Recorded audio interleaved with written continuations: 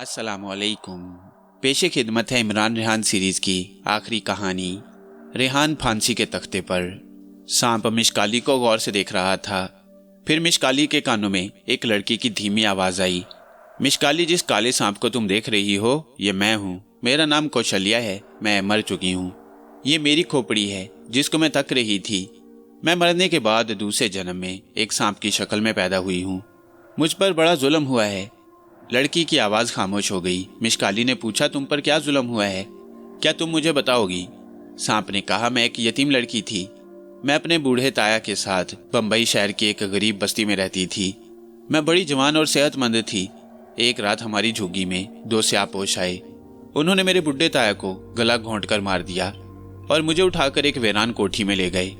वहां उन्होंने मुझे एक हफ्ता रखा। मुझे दूसरी कोठी में ले आए जहां एक अस्पताल बना हुआ था। एक स्ट्रेचर पर एक बुढ़ा बेहोश पड़ा था। मुझे कुछ मालूम नहीं था कि ये मेरे साथ क्या सलूक करने वाले हैं। उन्होंने मुझे दूसरे स्ट्रेचर पर बांध दिया। उसके बाद मेरी आंखों के सामने दो डॉक्टरों ने आगे बढ़कर मेरे सीने पर से कपड़ा हटा दिया। दूसरे बुढ़े के सीने पर से भी कपड़ा हटा दिया गया और फिर उन्होंने पहले बुढ़े के सीने को चीरा। उसके सीने से बीमार कमजोर दिल निकाल कर प्लेट में डाला और फिर मेरे सीने को चाकू से चीरकर मेरा दिल निकाल लिया। मैं बेहोश नहीं थी। दर्द से मेरी चीखें निकल गईं और मैं बेहोश हो गई। इसके साथ ही मैं मर गई। मरने के बाद मेरी रूह मेरे जिस्म से अलग होकर अपनी लाश को देखने लगी। मेरा सीना खुला था और उसमें से मेरे धड़कते हुए सेहतमंद दिल को निकालकर उस बुढ़े के सीने में लगाया जा रहा था।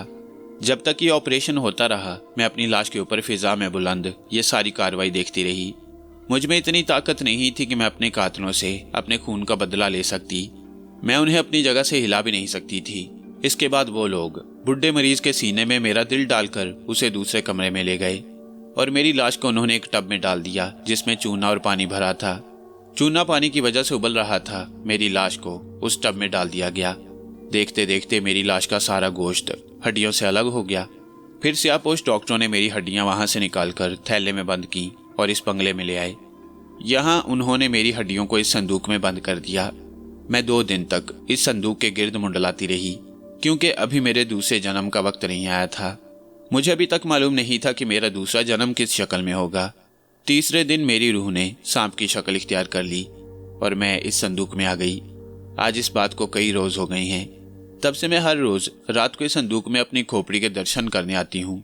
मेरे पिछले जन्म की एक रूह मेरी खोपड़ी पर मोमबत्ती रोशन कर देती है और मैं कुछ देर तक अपनी खोपड़ी के सामने बैठे रहने के बाद जंगल में चली जाती हूँ। मैं चाहती थी कि किसी को अपनी दर्दनाक कहानी सुनाऊं, मगर कोई इंसानी जिस्म मेरी आवाज़ नहीं सुन सकता। अब मैंने तुम्हें संदूक में झांकते देखा तो मैं समझ गई कि तुम भी मेरी तरह एक रूह हो और अपने नए जन्म में आ चुकी हो। इसलिए मैंने तुम्हें अपनी भयानक कहानी सुना दी। मैं ये भी जानती हूँ कि तुम्हारा नाम मिशकाली है और तुम 10,000 बरस पहले दरियाए दज्जला के किनारे आबाद एक महल में रहा करती थी।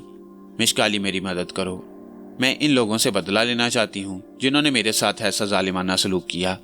मैं इन लोगों को हमेशा के लिए ख़त्म कर देना चाहती हूँ ताकि वो आइंदा किसी बेगुनाह लड़की या लड़के का खून ना कर सकें। क्या तुम मेरी मदद करोगी? मिशकाली संदूक के पास खड़ी बड़ी दिलचस्पी और गौर से लड़की की कहानी सुन रही थी जो अब सांप की शक्ल में अपने हिंदुआना अकीदे के मुताबिक दूसरे जन्म में आ गई थी। इतने में इमरान भी तहखाने में आ गया। उसने आते ही कहा, मिशकाली, रेहान का कुछ पता चला? इमरान की आवाज़ सुनते ही सांप गायब हो गया। अब जो मिशकाली ने संदूक में निगाह डाली तो वहां ना सांप था और ना खोपड़ी पर मोमबत्ती जल रही थी। साथ ही सांप लड़की की धीमी आवाज़ मिशकाली के कानों में आई। ये कौन है मिशकाली? मैं इसकी आवाज़ सुनकर गायब हो गई हूँ। मिशकाली ने कहा, यह मेरा दोस्त इमरान है। तुम इसे भी अपना दोस्त समझो। इमरान ने ताज्जुब से पूछा, तुम किससे बातें कर रही हो मिशकाली? इसके साथ ही सांप जाहिर हो गया और खोपड़ी पर मोमबत्ती भी रोशन हो गई। मिशकाली ने इमरान से कहा, इस संदूक में देखो। इमरान ने संदूक में सांप को खोपड़ी के आगे कुंडली मारे बैठे देखा तो जल्दी से पीछे हट गया। मिशकाली ने कहा, मैं इसी सांप से बातें कर रही थी। इमरान, ये सांप असल में एक लड़की कौशल्या की दूसरे जन्म की रूह है। फिर मिशकाली ने इमरान को सांप कौशल्या की सारी दर्द भरी कहानी सुना दी। इमरान सारी कहानी सुनकर कहने लगा, मिशकाली, इसका मतलब है कि इस बदनसीब यतीम लड़की कौशल्या को भी उन्हीं स्यापोशों ने हलाक किया है जो रेहान को पकड़कर उसका दिल निकालने के लिए ले गए थे। मिशकाली ने कहा, बिल्कुल, ये उन्हीं दरिंदा नुमा स्यापोशों का काम है। सांप कौशल्या ने पूछा, मिशकाली, क्या तुम्हारे किसी भाई को भी वो खूनी स्यापोश पकड़ कर ले गए थे? तब मिशकाली ने सांप को रेहान की कहानी सुनाई कि किस तरह से आपोश उसे पकड़कर बुढ़े राजा की वीरान कोठी में ले गए और उसका दिल जिंदा हालत में निकालकर बुढ़े राजा के सीने में लगाने की कोशिश की, मगर इमरान ने ऐन मौका पर पहुंचकर रेहान की जान बचा ली। मिशकाली ने कहा, कौशल्या, हम रेहान की तलाश में ही इस तहखाने में आए थे, क्योंकि उसे अब यहाँ की पुलिस ने पकड़ लिया है। वो उसे पाकिस्तानी जासूस समझे हुए हैं और उसे हलाक करने वाले हैं। सांप कौशल्या ने कहा, तुम्हारे यहाँ आने से थोड़ी देर पहले एक नौजवान लड़का यहाँ आया था। इमरान ने जल्दी से पूछा, उसका हुलिया क्या था? जब इमरान और मिशकाली ने कौशल्या सांप को रेहान का हुलिया बताया तो सांप ने कहा, बिल्कुल यही शक्ल थी उसकी, वो बहुत घबराया हुआ था। चूंकि मैं किसी गैर के सामने नहीं आती, इसलिए जब तुम्हारे दोस्त रेहान ने मेरा संदूक खोला तो मैं गायब हो गई। फिर वो तीसरे संदूक में छुप गया। इसके साथ ही तहखाने में पुलिस आ गई और वो रेहान को संदूक से निकालकर गिरफ्तार करके ले गई। मिशकाली सर पकड़ कर रह गई, बोली, इमरान, काश हम कुछ देर पहले यहाँ आ जाते, फिर पुलिस रेहान को कभी पकड़ कर नहीं ले जा सकती थी। इमरान ने सांप से कहा, क्या तुम्हें कुछ मालूम है कि पुलिस रेहान को कहाँ ले गई होगी? सांप कौशल्या ने कहा, मैं कुछ नहीं बता सकती, क्योंकि मैं संदूक से बाहर नहीं गई। मिशकाली ने कहा, जाहिर है पुलिस ने उसे खुफिया जगह पर ले जाकर कैद कर दिया होगा और उसको अजियत देकर उससे पूछगिछ कर रही होगी। इमरान कहने लगा, हमें सबसे पहले रेहान को तलाश करना होगा मिशकाली, क्योंकि उसकी जिंदगी खतरे में है। सांप कौशल्या की आवाज आई, क्या तुम्हारे पास रेहान के जिस्म का उतरा हुआ कोई कपड़ा है? कोई रुमाल, कमीज या बुनियान? उस कपड़े में रेहान के जिस्म की बू रची हुई होगी। मैं रेहान के जिस्म की बू सूंघ लूंगी, फिर फिजा में उसकी बू को सूंघकर उसके पास तुम्हें पहुंचा सकती हूँ। मैं तुम्हारी मदद करना चाहती हूँ मिशकाली बहन। मिशकाली ने इमरान की तरफ देखा। इमरान ने कहा, यहाँ तो रेहान का कोई कपड़ा नहीं है, लेकिन हमारे जंगल वाले मकान में उसकी एक बुनियान जरूर पड़ी है। सांप कौशल्या बोली, तुम मुझे वहां ले चलो। रेहान की बुनियान में उसके जिस्म की जितनी बू रची हुई होगी मेरे लिए उतनी ही काफी है, लेकिन तुम मुझसे वादा करो कि मेरे कातिल स्यापोशों को ढूंढने में तुम मेरी मदद करोगे। मिशकाली ने कहा, हम खुद उन स्यापोशों को ढूंढकर उन्हें हमेशा के लिए खत्म कर देना चाहते हैं, लेकिन सबसे पहले रेहान को पुलिस के पंजे से छुड़ाना जरूरी है, क्योंकि उसकी जान खतरे में है। सांप कौशल्या कहने लगी, ठीक है, हम पहले रेहान को बचाने की कोशिश करेंगे, तुम मुझे अपने साथ ले जाकर उसकी बुनियान सूंघा दो। मिशकाली ने संदूक में से सांप को निकालकर अपनी गर्दन में डाल लिया। मिशकाली की गर्दन में आते ही सांप भी गायब हो गया, यानी वह मिशकाली की तरह उसकी गर्दन में मौजूद था, मगर इमरान के अलावा वो अब किसी दूसरे को नजर नहीं आ सकता था। मिशकाली और इमरान तहखाने से निकलकर बंगले के बाहर सड़क पर आ गए। सड़क पर टैक्सी ड्राइवर इंतजार करते करते सो गया था। इमरान ने उसे जगाया और कहा, वापस चलो। टैक्सी वाले को कुछ मालूम नहीं था कि उसकी टैक्सी में इमरान के अलावा एक लड़की और एक सांप भी है। वो रात के वक्त नीम अंधेरी वीरान सड़क पर टैक्सी भगाए लिए जा रहा था। जब नदी का पुल आया तो इमरान ने टैक्सी छोड़ दी और फिर वो और मिशकाली नदी के साथ साथ अपने जंगल वाले वीरान मकान की तरफ चल पड़े। मकान बिल्कुल खाली था। इमरान ने मिशकाली से कहा, अभी तक इस मकान से किसी के रोने की आवाज नहीं आई। सांप कौशल्या ने यह बात सुनी तो इमरान से पूछा, क्या यहाँ रात को किसी के रोने की आवाज आती है? मिशकाली ने मुस्कुराते हुए कहा, लोगों ने ऐसे ही मशहूर कर रखा है, हमें तो अभी तक किसी आसेब के होने की आवाज नहीं आई। सांप कौशल्या ने कोई जवाब न दिया और खामोश रही। वो दोनों रेहान के कमरे में आ गए। यहाँ पलंग पर रेहान की पुरानी बुनियान पड़ी थी। मिशकाली ने सांप को अपनी गर्दन से उतारकर पलंग पर बिठा दिया और बुनियान उसकी तरफ करके कहने लगी, ये रेहान की बुनियान है, इसे सूंघकर बताओ कि क्या इसमें से रेहान के जिस्म की बू आ रही है। सांप ने बुनियान पर अपना मुंह रख दिया, एक लंबा सांस अंदर खींचा, फिर बोली, इसमें तुम्हारे भाई रेहान के जिस्म की बू रची हुई है। मैंने ये बू सूंघ ली है। अब मैं इस बू की मदद से रेहान के पास पहुंच सकती हूँ। मुझे बाहर ले जाओ। मिशकाली और इमरान सांप कौशल्या को कमरे से बाहर ले आए। बाहर चारों तरफ जंगल ही जंगल था, जहाँ रात का गहरा अंधेरा छाया हुआ था। सांप ने अपनी गर्दन ऊपर उठाई, चारों तरफ गर्दन घुमाकर अपने मुंह से पतली 2 शाखों वाली जुबान निकालकर फिजा को सूंघा। ऐसा सांप ने 3-4 मर्तबा किया। सांप अपनी जुबान से फिजा में खुशबुओं को सूंघा करती हैं। सांप ने मिशकाली से कहा, यहाँ मुझे किसी तरफ से रेहान के जिस्म की बू नहीं आ रही, लगता है कि वो कहीं बहुत दूर है। इमरान कहने लगा, मिशकाली, हमें पुलिस हेडक्वार्टर जाना चाहिए। रेहान को अगर पुलिस ले गई है तो वो यकीनी तौर पर या पुलिस हेडक्वार्टर की हवालात में होगा या उसे बंबई की सबसे बड़ी सेंट्रल जेल में बंद कर दिया गया होगा। सांप कौशल्या बोली, इमरान का मशवरा बिल्कुल दुरुस्त है मिशकाली, हमें पुलिस हेडक्वार्टर चलना चाहिए। इमरान ने कहा, वहां मैं तुम्हारे साथ नहीं जा सकूंगा क्योंकि पुलिस को मेरी तलाश भी है। ऐसा न हो कि रेहान को ढूंढते ढूंढते मैं भी गिरफ्तार कर लिया जाऊं। मिशकाली ने मुस्कुराकर कहा, मेरे होते हुए पुलिस तुम्हें गिरफ्तार नहीं कर सकती, लेकिन बेहतर यही है कि तुम इसी मकान पर ठहरो। मैं और सांप जाते हैं। मगर तुम यहाँ से कहीं मत जाना, जब तक हम वापस नहीं आ जाते तुम इसी मकान में रहना। इमरान बोला, मैं इसी जगह रहूंगा, खुदा करे कि तुम रेहान को बचा कर ले आओ, मुझे उसकी ज़िंदगी के बारे में बड़ी परेशानी है। मिशकाली ने कहा, खुदा ने चाहा तो हम रेहान को साथ ही लेकर आएंगे। पुलिस की फौज का मुकाबला करने के लिए मैं और सांप को शलिया काफ़ी हैं। अच्छा, हम जाते हैं। इमरान बोला, मगर टैक्सी तो हमने छोड़ दी थी। मिशकाली ने हंसकर कहा, तुम फिर भूल गए हो कि जब मैं अकेली होती हूँ तो मुझे टैक्सी की ज़रूरत नहीं रहती। टैक्सी मैं तुम्हारे लिए लेती हूँ। मिशकाली ने सांप को शलिया को अपने गले में डाला और जंगल वाले मकान से निकलकर सड़क की तरफ चल दी। अब उसकी रफ्तार आम इंसानों की रफ्तार से 4-5 गुना तेज थी। थोड़ी देर में वो सड़क पर आ गई। ये सड़क बम्बई शहर की तरफ जाती थी। अभी रात काफ़ी बाकी थी। मिशकाली सांप को गर्दन में डाले सुनसान अंधेरी सड़क पर उड़ती चली जा रही थी। 10 मिनट के बाद वह बम्बई शहर की कुशादा खुली सड़कों पर पहुंच गई। सांप को शलिया कहने लगी, मैं बम्बई की रहने वाली हूँ, मुझे यहाँ के सारे मोहल्लों सारे इलाकों का पता है। मुझे मालूम है कि पुलिस का बड़ा दफ्तर किस तरफ है। मैं तुम्हें जिधर कहूँ तुम उधर चलती जाना। मिशकाली सड़क पर एक तरफ चल पड़ी।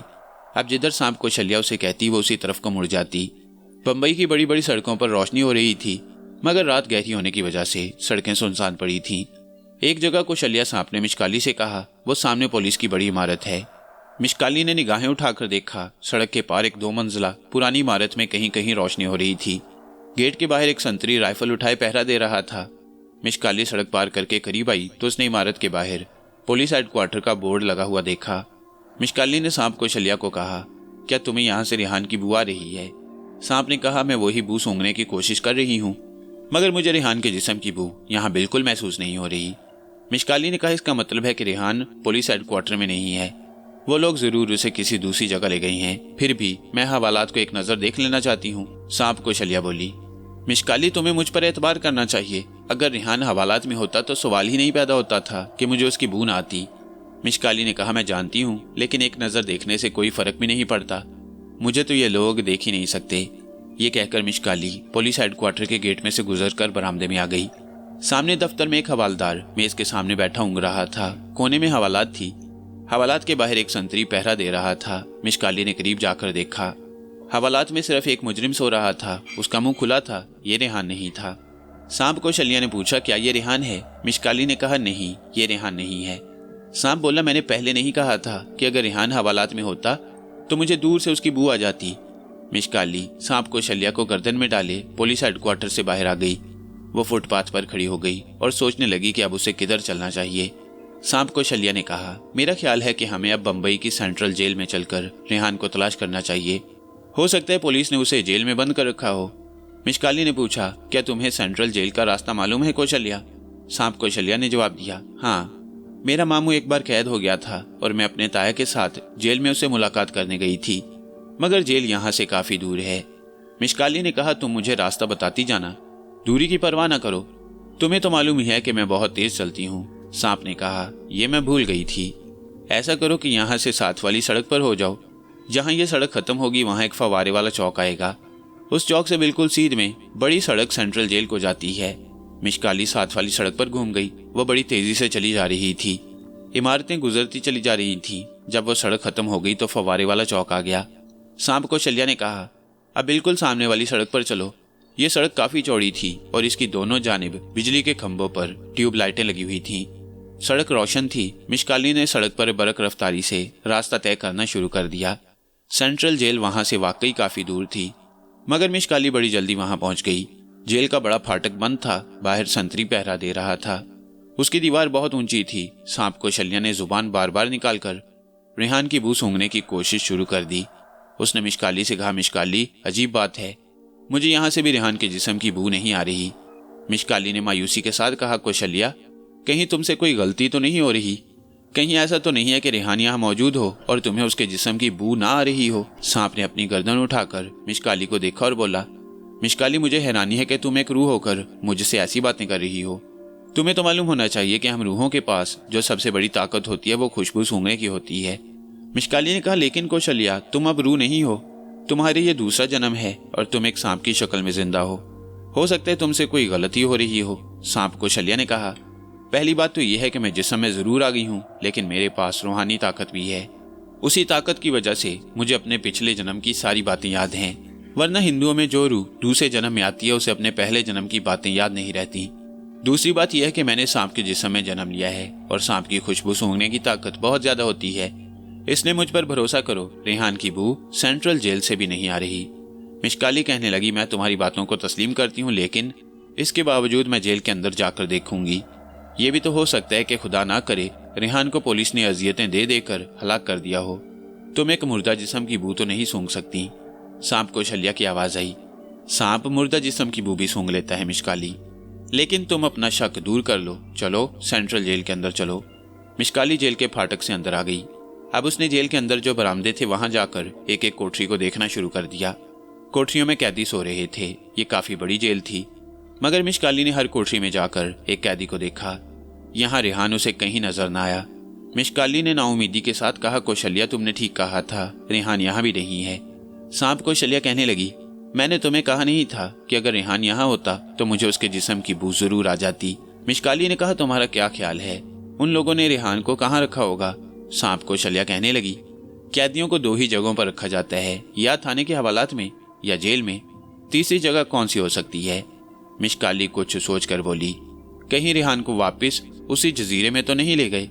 सांप कौशल्या ने जजीरे के बारे में पूछा तो मिशकाली ने उसे बताया कि बंबई के जुनूब में समुंदर के बीच में एक वीरान छोटा सा जजीरा है जहां नीली वर्दियों में पुलिस रहती है। उसने एक बार हमें बताया था कि इस जजीरे में खतरनाक कैदियों को रखा जाता है। सांप कौशल्या ने कहा, तो चलो उस जजीरे में भी चलकर देख लेती हैं।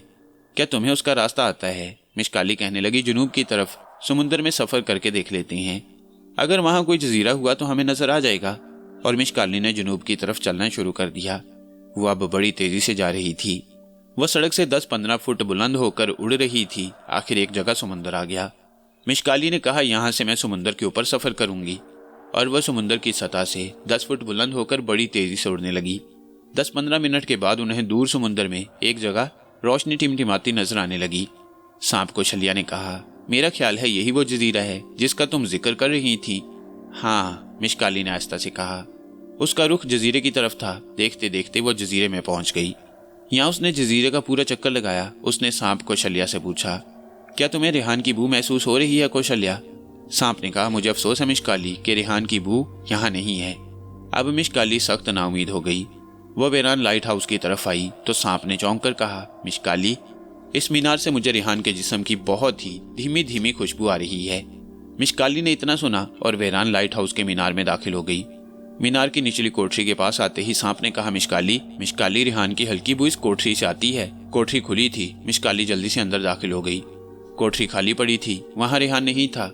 सांप कौशल्या कहने लगी, रेहान की बू इस कोठरी में रची हुई है। लगता है कि कुछ रोज पहले वो यहाँ मौजूद था। मिशकाली ने कहा, मगर अब कहाँ है? सांप कौशल्या ने जवाब दिया, मेरा ख्याल है कि उसे पुलिस जजीरे से निकालकर किसी दूसरी जगह ले गई है। ये बू उसके पहले दिनों की है जब वो यहाँ कैद था। मिशकाली आह भरकर रह गई। खतरनाक कैदियों के जजीरे से निकलकर मिशकाली और सांप कौशल्या बंबई शहर की सड़कों पर वापस आ गए। रात दम तोड़ने लगी थी। अचानक मिशकाली को भारतीय जासूसों के चीफ जेडी के खुफिया अड्डे यानी पुरानी कोठी का ख्याल आ गया। यहाँ करीब ही भारत माता का मंदिर भी था। मिशकाली को अब भारत माता के जादू का डर नहीं था, क्योंकि उसके बालों में जयपुर की राजकुमारी की रूह की दी हुई लोहे की पिन लगी हुई थी। उस राजकुमारी का नाम अनका था। इस पिन की वजह से मिशकाली पर अब किसी जादू का असर नहीं हो सकता था। मिशकाली ने सांप कौशल्या को भारतीय जासूस जेडी के बारे में बताया कि हो सकता है वहां से रेहान का कुछ सुराग मिल जाए। सांप कौशल्या कहने लगी, तो चलो जेडी की कोठी में चलते हैं। मिशकाली को जेडी की खुफिया कोठी का रास्ता मालूम था। सांप कौशल्या उसकी गर्दन में था। मिशकाली जेडी के कोठी के बाहर रुक गई। कोठी पर गहरी खामोशी और अंधेरा छाया हुआ था। फिर वो आहिस्ता आहिस्ता चलती कोठी के वरांडे से होती हुई अंदर कमरे में आ गई, जो पहले की तरह वीरान पड़ा था। यहाँ से एक रास्ता नीचे जाता था। मिशकाली वहां सीढ़ियां उतरकर नीचे कुशादा हॉल कमरे में आई तो उसने देखा कि जेडी वहां मौजूद नहीं, मगर 2 आदमी बैठे चाय पी रहे थे। उनके पास मेज पर पिस्तौल पड़े थे। मिशकाली उनके करीब जाकर खड़ी हो गई। सांप कौशल्या ने कहा, मिशकाली, रेहान की बू तो मुझे यहाँ भी महसूस नहीं हो रही। मिशकाली ने कहा, रेहान अगर यहाँ नहीं है तो हमें यह मालूम हो सकता है कि वो कहाँ होगा। जरा इंतजार करो, पहले ये देख लें कि ये कौन है। मैंने पहले इन्हें यहाँ नहीं देखा। दोनों आदमी शक्ल ही से स्मगलर लगते थे। वो सांप कौशल्या और मिशकाली की बातें नहीं सुन सकते थे। दोनों खामोशी से चाय पीते रहे। फिर काफी इंतजार के बाद एक ने दूसरे से कहा, जेडी से कहो कि अब नए आदमियों को पाकिस्तान की तरफ भेजे। वहां हमें कुछ ऐसे आदमियों की जरूरत है कि जो हमारी मदद कर सकें। दूसरे ने कहा, जेडी तो खुद वहां आदमी भेजना चाहता है, मगर दिल्ली हेडक्वार्टर वाले देर कर रहे हैं। उनका ख्याल है कि पहले हमारे इतने आदमी पाकिस्तान जाने से पहले ही मारे गए, कहीं ये भी हलाक ना हो जाएं, क्योंकि यहाँ पाकिस्तानी जासूसों का कोई बड़ा खतरनाक गिरोह काम कर रहा है। दूसरे आदमी ने कहा, क्या अभी तक पाकिस्तानी गिरोह का सुराग नहीं मिला? एक पाकिस्तानी जासूस तो पकड़ लिया गया है, क्या अभी तक उसने कुछ नहीं बताया? पहला आदमी कहने लगा, वो कमबख्त बड़ा सख्त जान है तो नौजवान लड़का, मगर बड़ा बहादुर और बड़ा सख्त पाकिस्तानी है। उसे बेपनाह अजियतें दी हैं, मगर वो जुबान ही नहीं खोलता। दूसरे ने कहा, सुना है वो नीली पोशों के जजीरे से भी फरार हो गया था। पहला आदमी बोला, हाँ फरार हो गया था, मगर हमारी पुलिस ने उसे दोबारा पकड़कर बंद कर दिया है। दूसरा कहने लगा, तो कहीं वो फिर फरार ना हो जाए। पहले आदमी ने कहा, इस बार उसे औरंगाबाद के बेआबाद पुराने किले में बंद किया गया है, जिसके बारे में मशहूर है कि उसके अंदर जाने का तो रास्ता है, मगर बाहर निकलने का कोई रास्ता नहीं, और जिसका नाम सुनकर बड़े बड़े चोर डाकुओं के जिस्म थर थर कांपने लगते हैं। दूसरा आदमी बोला, जब तो वो अपने दूसरे पाकिस्तानी साथियों का जरूर पता बता देगा। क्यों नहीं? उसके साथी ने कहा, औरंगाबाद के किले में तो बड़े बड़े डाकुओं की जुबान अपने आप खुल जाती है। सुना है वहां लोहे का एक मुजस्मा बना हुआ है, जिसके अंदर आदमी को बंद करके नीचे आग जला दी जाती है। बस फिर क्या, आदमी अपने आप सब कुछ बता देता है। मिशकाली ने सांप कौशल्या से कहा, ये कमबख्त रेहान को औरंगाबाद ले गई हैं। कौशल्या सांप ने कहा, औरंगाबाद का किला तो बड़ा बदनाम है मिशकाली, मैंने उसके बारे में बड़ी रोंगटे खड़े कर देने वाली कहानियां सुन रखी हैं। पुलिस इस किले में कई डाकुओं, चोरों और गैर मुल्की जासूसों को हलाक कर चुकी है। मिशकाली ने कहा, हमें फौरन वहां रेहान की मदद को पहुंचना चाहिए। मिशकाली वहां से तेजी से बाहर निकल आई और सीधी जंगल वाली कोठी में पहुंची। सुबह हो रही थी, जंगल में दिन का उजाला फैल रहा था। इमरान सोया हुआ था। मिशकाली ने उसे जगाकर सारी बात बयान की तो इमरान ने कहा, औरंगाबाद किला तो वाकई बड़ा खौफनाक किला है मिशकाली, वहां रेहान की जिंदगी सख्त खतरे में है, वो किसी भी वक्त हलाक किया जा सकता है, हमें फौरन उसकी मदद को पहुंचना चाहिए। सांप कौशल्या ने कहा, औरंगाबाद को एक ट्रेन 8 बजे सुबह जाती है। मिशकाली ने कहा, ट्रेन में देर हो जाएगी कौशल्या, हमें सबसे पहले एयरपोर्ट पर जाकर मालूम करना चाहिए। अगर कोई हवाई जहाज औरंगाबाद जाता हो तो हम आधे घंटे में वहां पहुंच जाएंगे, और अगर जहाज को देर हुई तो हम ट्रेन से रवाना हो जाएंगे। मिशकाली और इमरान उसी वक्त जंगल वाले मकान से निकले और तेज तेज चलते हुए सड़क पर आ गए। चूंकि दिन निकल आया था, इसलिए उन्हें थोड़ी दूर चलने के बाद ही एक खाली टैक्सी मिल गई। इमरान ने उसे 100 रुपए देकर कहा, ड्राइवर हमें जितनी जल्दी हो सके एयरपोर्ट पहुंचा दो। अभी सड़कों पर ट्रैफिक का रश नहीं हुआ था। ड्राइवर ने रुपए के लालच में टैक्सी को फुल स्पीड पर छोड़ दिया। 20 मिनट में उसने मिशकाली और इमरान को एयरपोर्ट पहुंचा दिया। एयर इंडिया कंपनी का दफ्तर एयरपोर्ट पर ही था। इमरान सीधा एयर इंडिया के दफ्तर में घुस गया। उसे सिर्फ एक सीट की जरूरत थी। मिशकाली तो वैसे ही जहाज में उसके साथ सफर कर रही थी। अभी दफ्तर खुला ही था और एक आदमी काउंटर पर चीजें रख रहा था। इमरान ने जाते ही उसको हिंदुओं की तरह नमस्ते किया और बोला, महाराज मेरी वालदा का औरंगाबाद में इंतकाल हो गया है, मुझे बड़ी जल्दी औरंगाबाद पहुंचना है, क्या मुझे किसी पहली फ्लाइट में जगह मिल जाएगी? कंपनी के क्लर्क पर इस बात का बड़ा असर हुआ। उसने इमरान की तरफ देखा और बोला, औरंगाबाद को एक फ्लाइट आधे घंटे बाद उड़ने वाली है, मैं देखता हूँ उसमें अगर कोई सीट हुई तो आपको दे दूंगा। वह फाइल खोलकर देखने लगा, फिर खुश होकर बोला, महाराज आप खुशकिस्मत हैं, इस जहाज में 2-3 सीटें खाली हैं, आप टिकट के पैसे निकालिए, मैं आपका टिकट बनाता हूँ, क्या नाम है आपका? इमरान ने अपना एक फर्जी नाम बताया और रुपए निकालकर उसके सामने रख दिए। मिशकाली और सांप कौशल्या भी बड़ी खुश हुई। टिकट लेकर वो लाउंज की तरफ दौड़ा। वहां काउंटर पर से उसने बोर्डिंग कार्ड लिया और दूसरे लाउंज में आ गया। यहाँ दूसरे मुसाफिर भी बैठे थे। स्पीकर पर ऐलान हो रहा था, औरंगाबाद जाने वाले मुसाफिरों से गुजारिश है कि वो जहाज पर तशरीफ ले चलें। इमरान ने मिशकाली से कहा, खुदा का शुक्र है कि हमें इस जहाज में सीट मिल गई, अब हम आधे घंटे बाद औरंगाबाद में होंगे। वह दोनों जहाज में सवार हो गए। मिशकाली भी एक खाली सीट पर इमरान के पास ही बैठ गई। सांप उसकी गर्दन में लिपटा हुआ था, मगर मिशकाली को और उसकी गर्दन वाले सांप को वहां जहाज में कोई नहीं देख सकता था। जहाज फिजा में परवाज कर गया और फिर आधे घंटे बाद वो औरंगाबाद के एयरपोर्ट पर उतर चुका था। इमरान और मिशकाली पहली बार औरंगाबाद आ रहे थे। औरंगाबाद पहले हैदराबाद दक्कन का एक मशहूर शहर था, मगर अब इसे महाराष्ट्र के सूबे में शामिल कर लिया गया। ये शहर मशहूर मुगल बादशाह औरंगजेब आलमगीर ने आबाद किया और औरंगजेब आलमगीर का मज़ार भी इसी शहर में है। एयरपोर्ट से बाहर आते ही इमरान ने कहा, यहाँ का किला बड़ा मशहूर है, कोई भी टैक्सी वाला हमें वहां पहुंचा देगा। मिशकाली ने कहा, मगर इमरान, तुम हमारे साथ नहीं जा सकते क्योंकि पुलिस तुम्हें देख लेगी और तुम पकड़े जाओगे। इसलिए तुम यहाँ एयरपोर्ट के पास ही किसी होटल में ठहरो। मैं और सांप को शलिया किले में जाते हैं। इमरान बोला, तुम ठीक कहती हो, मैं भूल गया था।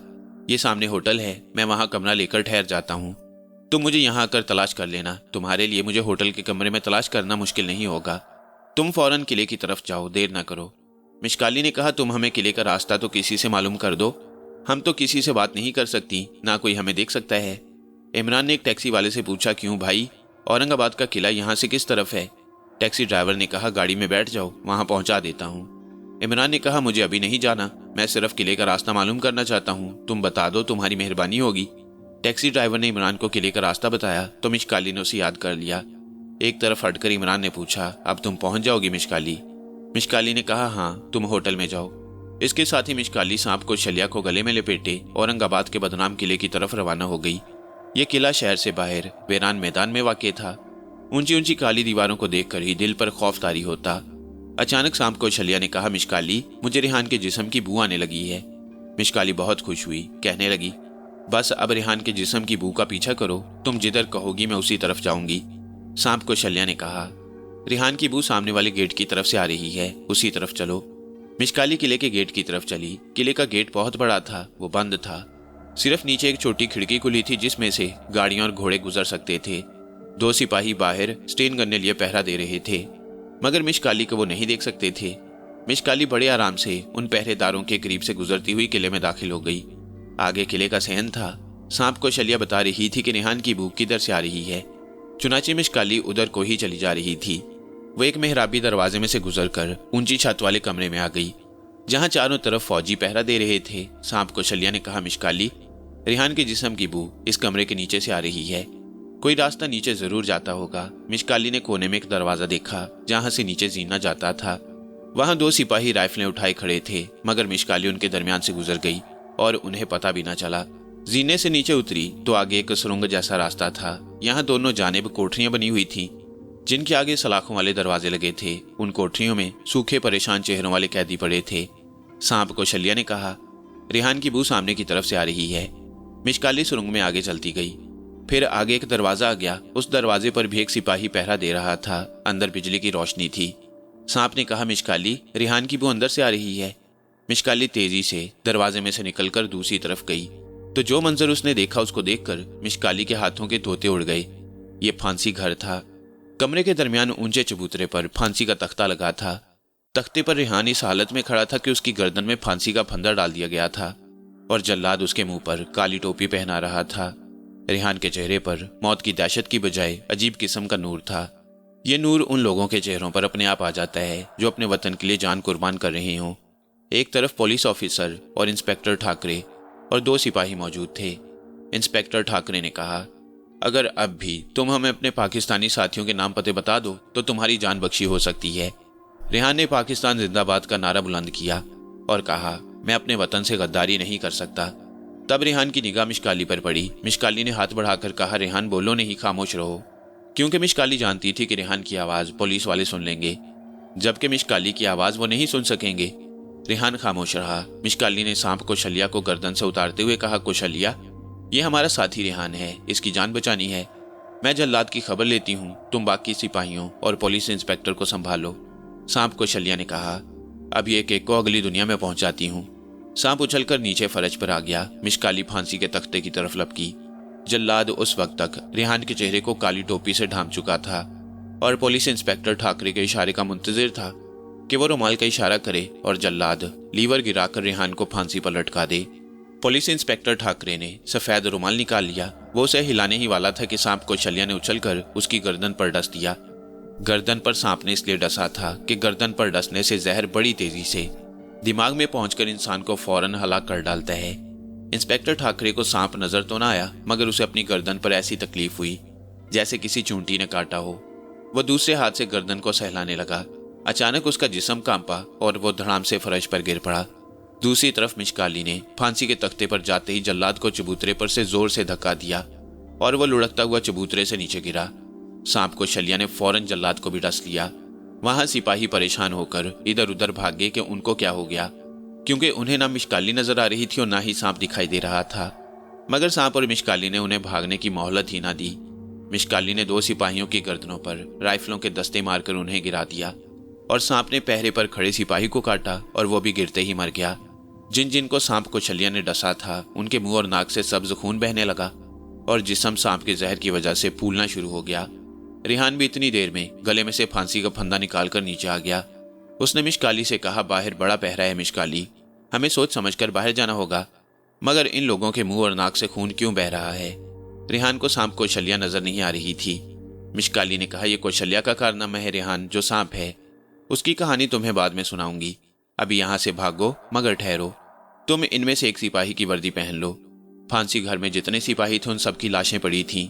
रेहान ने एक सिपाही की वर्दी उतारकर खुद पहन ली, राइफल कांधे पर रखी, सर पर पुलिस की टोपी पहनी और मिशकाली के आगे आगे चलता सुरंग में आ गया। वो कोठरियों के करीब से गुजरा तो एक कैदी ने दूसरे से कहा, उस गरीब पाकिस्तानी को कैदी मिल गई है शायद। रेहान सुरंग के जीने पर पहुंचकर रुक गया क्योंकि ऊपर दरवाजे के बाहर भी एक सिपाही पहरा दे रहा था। मिशकाली ने कहा, तुम आगे आगे चलते चलो रेहान, मैं तुम्हारे साथ हूं। अगर सिपाही को तुम पर शक हुआ तो मैं उसे वहीं दबोच लूंगी और फिर सांप भी मेरे पास ही है। रेहान जीना चढ़ने लगा। ऊपर दरवाजे में खड़े हिंदू सिपाही ने नीचे से एक दूसरे सिपाही को आते देखा तो बोला, क्यों काशीनाथ, पाकिस्तानी को लटका दिया गया? रेहान ने बोलने के बजाय सर को हिलाकर हूं कहा और आगे गुजर गया। मिशकाली और सांप दोनों बिल्कुल तैयार थे कि जरा इस पहरेदार सिपाही को शक हो तो वो उसे वहीं खत्म कर दें। मगर पहरेदार को शक न हुआ, ये उसकी खुशकिस्मती थी। अब रेहान सिपाही की वर्दी में राइफल उठाए किले के सहन में आ गया। उसने आहिस्ता से मिशकाली से कहा, दरवाजे पर उससे पूछा जा सकता है कि वो कहाँ जा रहा है। मिशकाली ने कहा, मैं इसका भी इंतजाम करती हूँ, तुम मेरे पीछे चले आओ। फिर मिशकाली ने सांप कौशल्या को भी जमीन पर छोड़ दिया और कहा, कौशल्या होशियार रहना।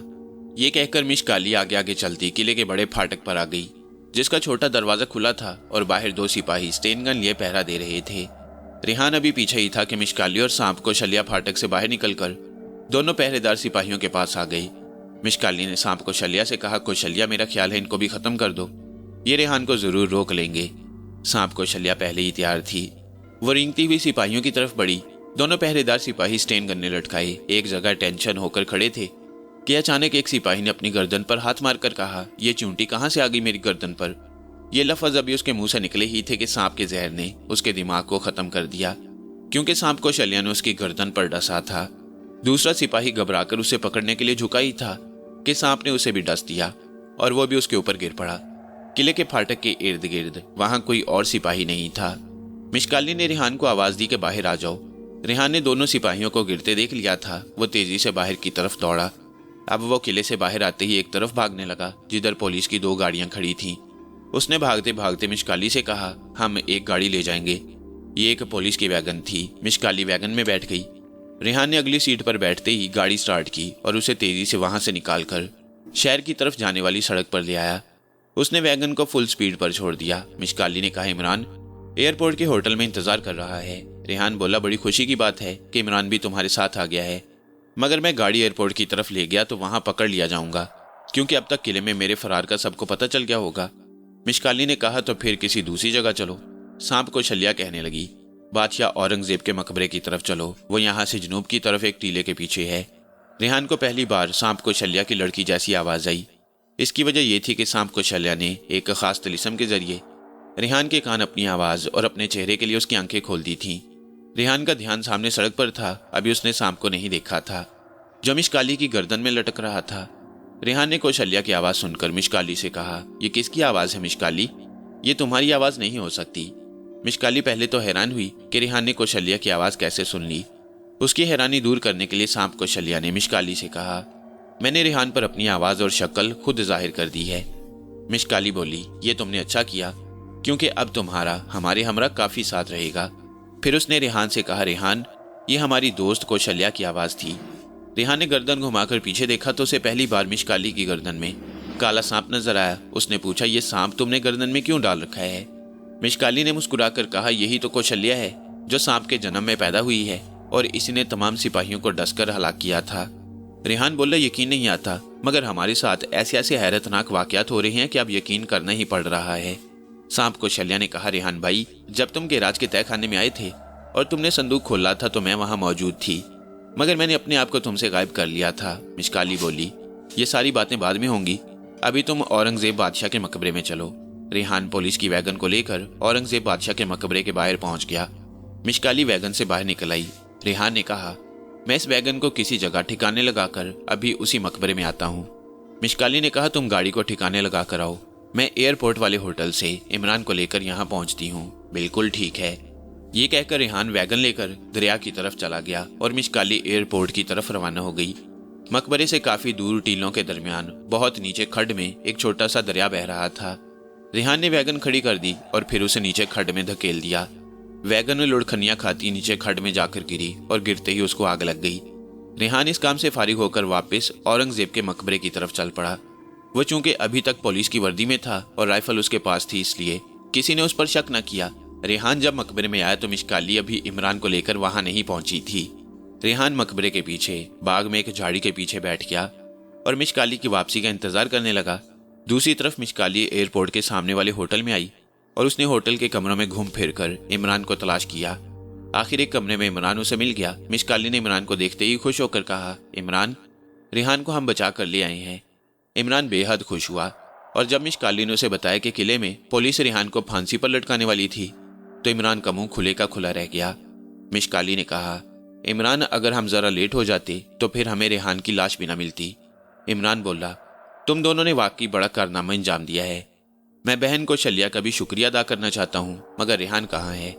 मिशकाली ने कहा, हमारे साथ आओ, वो औरंगजेब के मकबरे में छुपा हुआ है, हम उसे वहीं छोड़कर आई हैं। इमरान मिशकाली के साथ होटल से निकलकर टैक्सी में सवार हुआ और टैक्सी औरंगजेब के मकबरे की तरफ दौड़ने लगी। रास्ते में मिशकाली ने धीमी धीमी आवाज में रेहान को किले से निकाल कर लाने की सारी कहानी सुना दी और यह भी बता दिया कि कौशल्या ने अपनी आवाज और अपना चेहरा रेहान पर जाहिर कर दिया है। रेहान सिपाही की वर्दी में है, उसे दूसरे कपड़ों की जरूरत होगी। इमरान ने कहा, हम उसके लिए किसी स्टोर से पतलून कमीज खरीद लेते हैं। दिन का वक्त था, औरंगाबाद के बाजार खुले थे। एक स्टोर से इमरान ने रेहान के लिए कपड़े खरीदे और मकबरे पर आ गए। रेहान और इमरान एक दूसरे के गले लगकर मिले। इमरान ने कहा, तुम तो पुलिस में भर्ती हो गई हो। मिशकाली ने कहा, रेहान, हम तुम्हारे लिए कपड़े लाए हैं, ये वर्दी उतार कर दूसरे कपड़े पहन लो। रेहान ने मकबरे की दूसरी तरफ जाकर पुलिस की वर्दी उतार दी और पतलून कमीज पहन ली। इसके बाद मिशकाली, इमरान, रेहान और सांप कौशल्या ये सोचने लगे कि अब उन्हें औरंगाबाद से इसी वक्त बंबई चलना चाहिए। मिशकाली ने कहा कि अभी दिन की रोशनी बाकी है, जब रात का अंधेरा हो जाए तब हम यहाँ से निकलेंगे। इमरान ने कहा कि पुलिस रेलवे स्टेशन से लेकर एयरपोर्ट पर मौजूद होगी।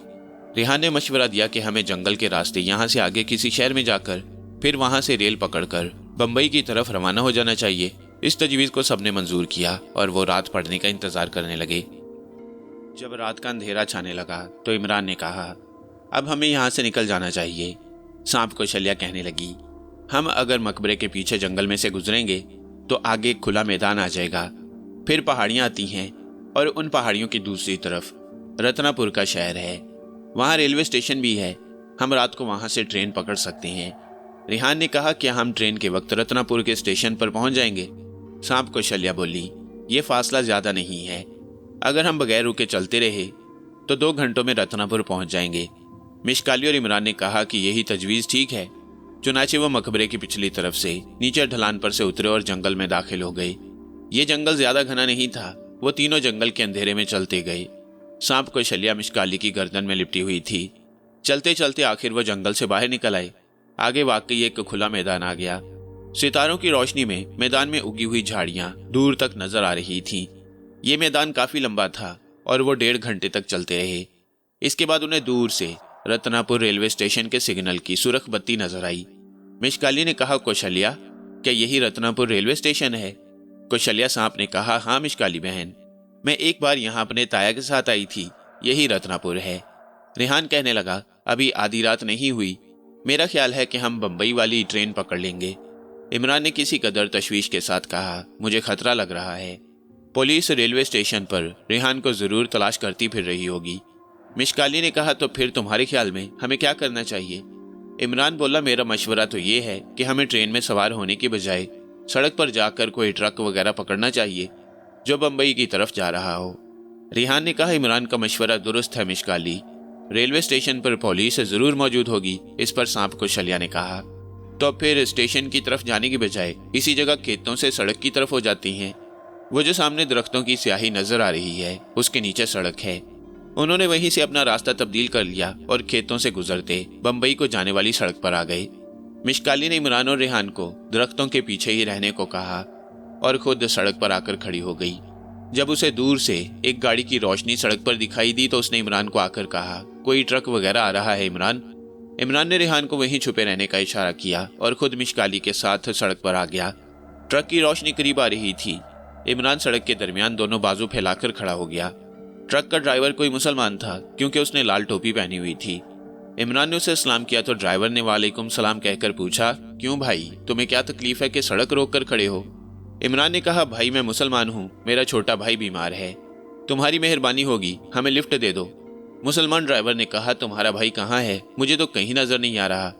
इमरान ने कहा, वह दरख्त के पीछे लेटा है। फिर वह भागकर रेहान के पास आया और उसे कहा, बीमार बन जाओ। रेहान बोला, मैंने तुम्हारी बात सुन ली है, और इसके साथ ही रेहान हाय हाय करने लगा। इमरान ने उसे सहारा दिया और आहिस्ता आहिस्ता चलाता ट्रक के पास ले आया। मिश्काली भी वहीं खड़ी थी। मुसलमान ड्राइवर ने कहा, तुम मेरे मुसलमान भाई हो, इसलिए मैं तुम्हारी मदद कर रहा हूँ। मुझे रातों रात माल लेकर बंबई पहुंचना है। इमरान ने कहा, तुम्हारा शुक्रिया भाई। मिश्काली कहने लगी, इमरान, रेहान को ट्रक में सामान के पीछे इस तरह बिठाना कि बाहर से वह नजर न आए। मिश्काली की आवाज ड्राइवर नहीं सुन सकता था। इमरान बोला, चलो भाई, शाबाश शाबाश। मुसलमान ड्राइवर बोला, जल्दी करो भाई, इसे पीछे लटा दो ट्रक में। इमरान ने रेहान को पीछे ट्रक में सवार कराया तो रेहान सवार हो गया। अब वो खुद ही ट्रक में लदे हुए सामान के पीछे छुप कर बैठ गया। मिश्काली ने उसे कहा, यह तरपाल अपने ऊपर डाल लो, अगर पुलिस वगैरह ने रास्ते में चेकिंग की तो फिक्र न करना, मैं पुलिस को संभाल लूंगी। इमरान ने भी धीमी आवाज में उसे तसल्ली दी और कहा, मैं ड्राइवर की सीट के साथ ही बैठा हूँ। मिश्काली ने कहा, और मैं ट्रक के ऊपर बैठी तुम्हारी हिफाजत करूंगी, सांप को शल्या मेरे साथ होगी। रेहान ने मुस्कुराते हुए धीमी आवाज में कहा, अब मुझे कोई फिक्र नहीं है मिश्काली बहन। मुसलमान ड्राइवर ने चिल्लाकर कहा, चलो भाई, अब तुम लोग क्या कर रहे हो, जल्दी बैठो। इमरान तेजी से ड्राइवर की सीट के साथ बैठ गया। मिश्काली ट्रक पर जो सामान लदा हुआ था उसके ऊपर बैठ गई। सांप को शल्या उसकी गर्दन में थी और ट्रक बंबई की तरफ सड़क पर रवाना हो गया। ये सारी रात का सफर था।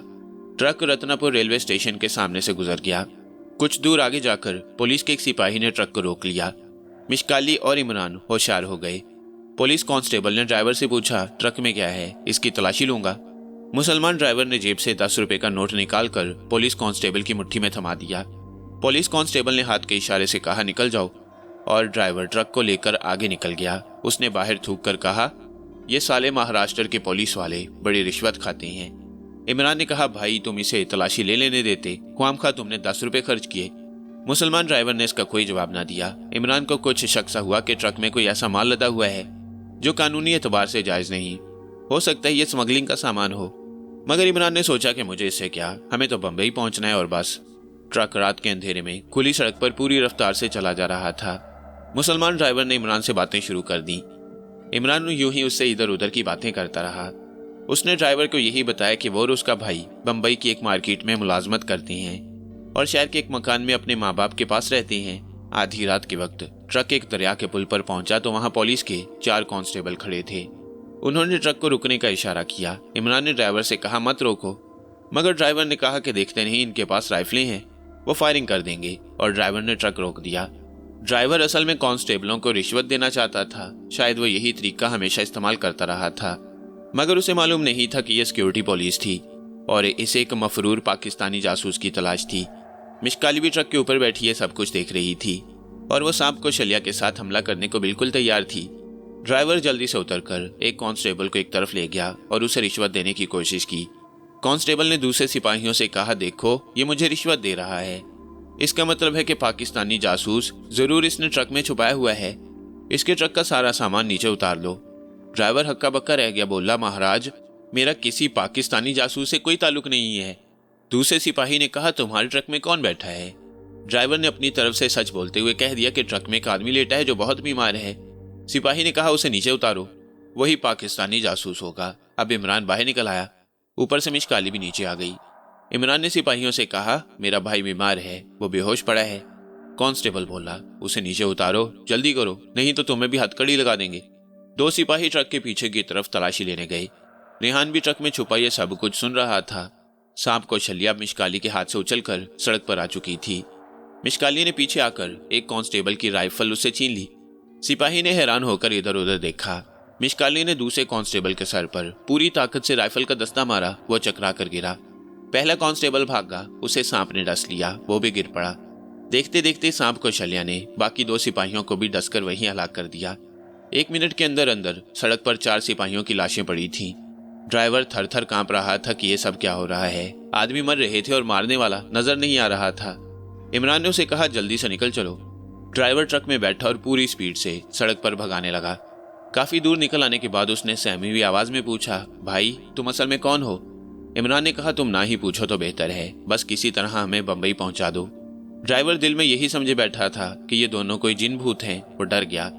उसने डरते डरते कहा, भाई मुझे तो कुछ ना कहोगे ना, मैं तुम्हारा मुसलमान भाई हूँ। इमरान ने ड्राइवर के कंधे पर हाथ रखते हुए कहा, तुमने हमारी मदद की है, फिर तुम मुसलमान हो, हम तुम्हें कैसे नुकसान पहुंचा सकती हैं? इसके बाद ड्राइवर ने कोई बात ना की। अब दूर से बंबई शहर की रोशनियां नजर आने लगी थीं। मिशकाली ने ऊपर से ड्राइवर को आवाज दी, इमरान हमें रास्ते में ही उतर जाना होगा, आगे एक दरिया आएगा, उसके पुल से पहले उतर जाना। सुबह होने वाली थी जब ट्रक दरिया के पुल के करीब पहुंच गया। इमरान ने ड्राइवर से कहा, यहाँ ट्रक रोक दो भाई, तुम्हारा शुक्रिया। ट्रक ड्राइवर ने गाड़ी रोक दी। इमरान नीचे उतर आया। पिछली तरफ रेहान भी नीचे उतर आया। ऊपर से मिशकाली पहले ही नीचे उतर चुकी थी। इमरान ने ड्राइवर से कहा, शुक्रिया भाई, अब तुम जा सकते हो। ट्रक ड्राइवर ने खुदा का शुक्र अदा किया और ट्रक लेकर दरिया के पुल की तरफ रवाना हो गया। इमरान, रेहान और मिशकाली दरिया के पुराने पुल पर से पैदल गुजरने के बाद दरिया की दूसरी तरफ आ गए। मिशकाली ने कहा, यहाँ से हमारा जंगल वाला मकान ज्यादा दूर नहीं है, मुझे रास्ता आता है, मेरे साथ आओ। और वो दरिया किनारे से नीचे उतरकर जंगल में दाखिल हो गई। आखिर वो अपने जंगल वाले मकान पर पहुंच गए, जो रात के पिछले पैर की खामोशी में सुनसान पड़ा था। इमरान और रेहान ने आते ही गुस्ल किया। मिशकाली ने चाय और नाश्ता बनाया, जो उन्होंने मिलकर खाया और फिर सो गए। मिशकाली जाग रही थी। उसकी गर्दन से लिपटी हुई सांप कौशल्या भी जाग रही थी। वो नीचे नदी पर आ गई। उसने नदी पर आकर सांप कौशल्या से कहा, कौशल्या मेरा जी नहाने को चाहता है, क्या तुम भी नहाओगी? सांप कौशल्या कहने लगी, क्यों नहीं, अगर तुम नहाओगी तो मैं भी नदी में 2-4 डुबकियां लगा लूंगी। मिशकाली ने कपड़े उतारे और नदी के पानी में उतर गई। नदी ज्यादा गहरी नहीं थी, पानी उसकी कमर तक ही आता था। वो पानी में बैठ गई और पानी अपने सर पर डालने लगी। फिर उसने 3-4 बार पानी में गोता लगाया और अपने सर के बालों को धोने लगी। सांप कौशल्या भी पानी में इधर उधर तैर रही थी और खूब मजे से नहा रही थी। सर धोते धोते मिशकाली के सर में अनका राजकुमारी का दिया हुआ पिन बालों से निकलकर नदी में गिर गया और मिशकाली को खबर न हुई। असल में वो इस पिन को भूल गई थी, जो जयपुर के वीरान महल में राजकुमारी अनका की रूह ने उसे इसलिए दिया था कि अगर वो इसे अपने सर के बालों में लगाए रखेगी तो उस पर भारत माता समेत किसी जादूगर या जादूगरनी के तिलिस्म का असर न होगा। मिशकाली अपने ख्याल में मजे से नहाती रही। जब उसने खूब नहा लिया तो नदी से बाहर आकर कपड़े पहने, बालों को निचोड़कर झटका और सांप कौशल्या को अपनी गर्दन में लपेटकर वापस मकान में आ गई। इमरान और रेहान अभी सो रहे थे। मिशकाली मकान के बरामदे में बैठ गई और सांप कौशल्या से बातें करने लगी। सांप कौशल्या ने कहा, मिशकाली बहन, तुम्हें अपना वादा याद है ना? तुमने मुझसे वादा किया था कि जब रेहान मिल जाएगा तो तुम मेरे साथ स्यापोशों का सुराग लगाने में मेरी मदद करोगी। मैं स्यापोश गिरोह को हमेशा के लिए खत्म कर देना चाहती हूँ। उन्होंने न सिर्फ मुझे कत्ल किया और मेरा दिल निकाल कर एक बुढ़े करोड़पति के सीने में लगाया, बल्कि उस जालिम गिरोह ने ना जाने कितने नौजवान लड़कों और लड़कियों को कत्ल किया है। मिशकाली ने कहा, कौशल्या मैं क्यों तुम्हारी मदद नहीं करूंगी, मुझे तो खुद उन स्यापोशों से रेहान का बदला लेना है। वो तो रेहान को भी पकड़ कर ले गए थे। कौशल्या कहने लगी, मैं चाहती हूँ कि अब जबकि रेहान तुम्हारे पास पहुंच चुका है, हम दोनों स्यापोशों के गिरोह का सुराग लगाने चल पड़े। मिशकाली को क्या एतराज हो सकता था। कहने लगी, ठीक है, इमरान रेहान जब सोकर उठेंगे तो मैं उन्हें बताकर तुम्हारे साथ रवाना हो जाऊंगी, मगर हमें उन स्यापोशों की तलाश कहाँ से शुरू करनी चाहिए। सांप कौशल्या ने कहा, मुझे उनके जिस्मों की बू मालूम नहीं और मैंने उन्हें पहले कहीं देखा भी नहीं। उस वक्त भी मिशकाली को ख्याल न आया कि उसके बालों में अनका का पिन गायब है। उसने सांप कौशल्या से तय कर लिया कि वो इमरान रेहान के उठते ही स्यापोशों के ठिकाने की तलाश में निकल चलेंगी। सांप कौशल्या मुतमईन हो गई। स्यापोश उसके कातिल थे, वो उन्हें तड़पा तड़पा कर मारना चाहती थी। इमरान रेहान सारी रात के जागे हुए थे और दोपहर तक सोते रहे। जब उठे तो सूरज डूब रहा था। मिशकाली ने उन्हें बताया कि वो सांप कौशल्या के साथ स्यापोश कातिलों की तलाश में जा रही है। इमरान कहने लगा, उन स्यापोशों की तो हमें भी तलाश है, क्या मैं तुम्हारे साथ चलूं? मिशकाली ने कहा, अभी तुम्हें कुछ रोज इसी मकान में रेहान के साथ रहना होगा। पुलिस रेहान को ढूंढती फिर रही होगी। तुम्हारे लिए यही बेहतर है कि तुम रेहान को साथ लेकर मकान में छुपकर बैठे रहो। 2-4 दिन गुजर जाने दो। जब पुलिस का जोर जरा कम हो जाएगा तो हम दोबारा अपना मिशन शुरू कर देंगे। ये लोग अपने तखरीबकारों को पाकिस्तान अभी इतनी जल्दी भेजेंगे भी नहीं। रेहान कहने लगा, मिशकाली की तजवीज़ सही है इमरान, हमें कम से कम एक हफ्ता इसी जगह छुपे रहना चाहिए।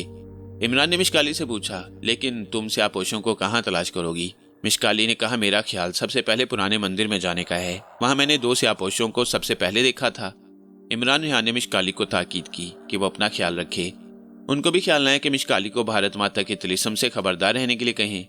किस्मत में जो लिखा होता है वो होकर रहता है, और जब इंसान पर कोई बुरा वक्त आने वाला होता है तो सबसे पहले उसकी अकल जवाब दे जाती है और वो गलत बातें सोचने लगता है।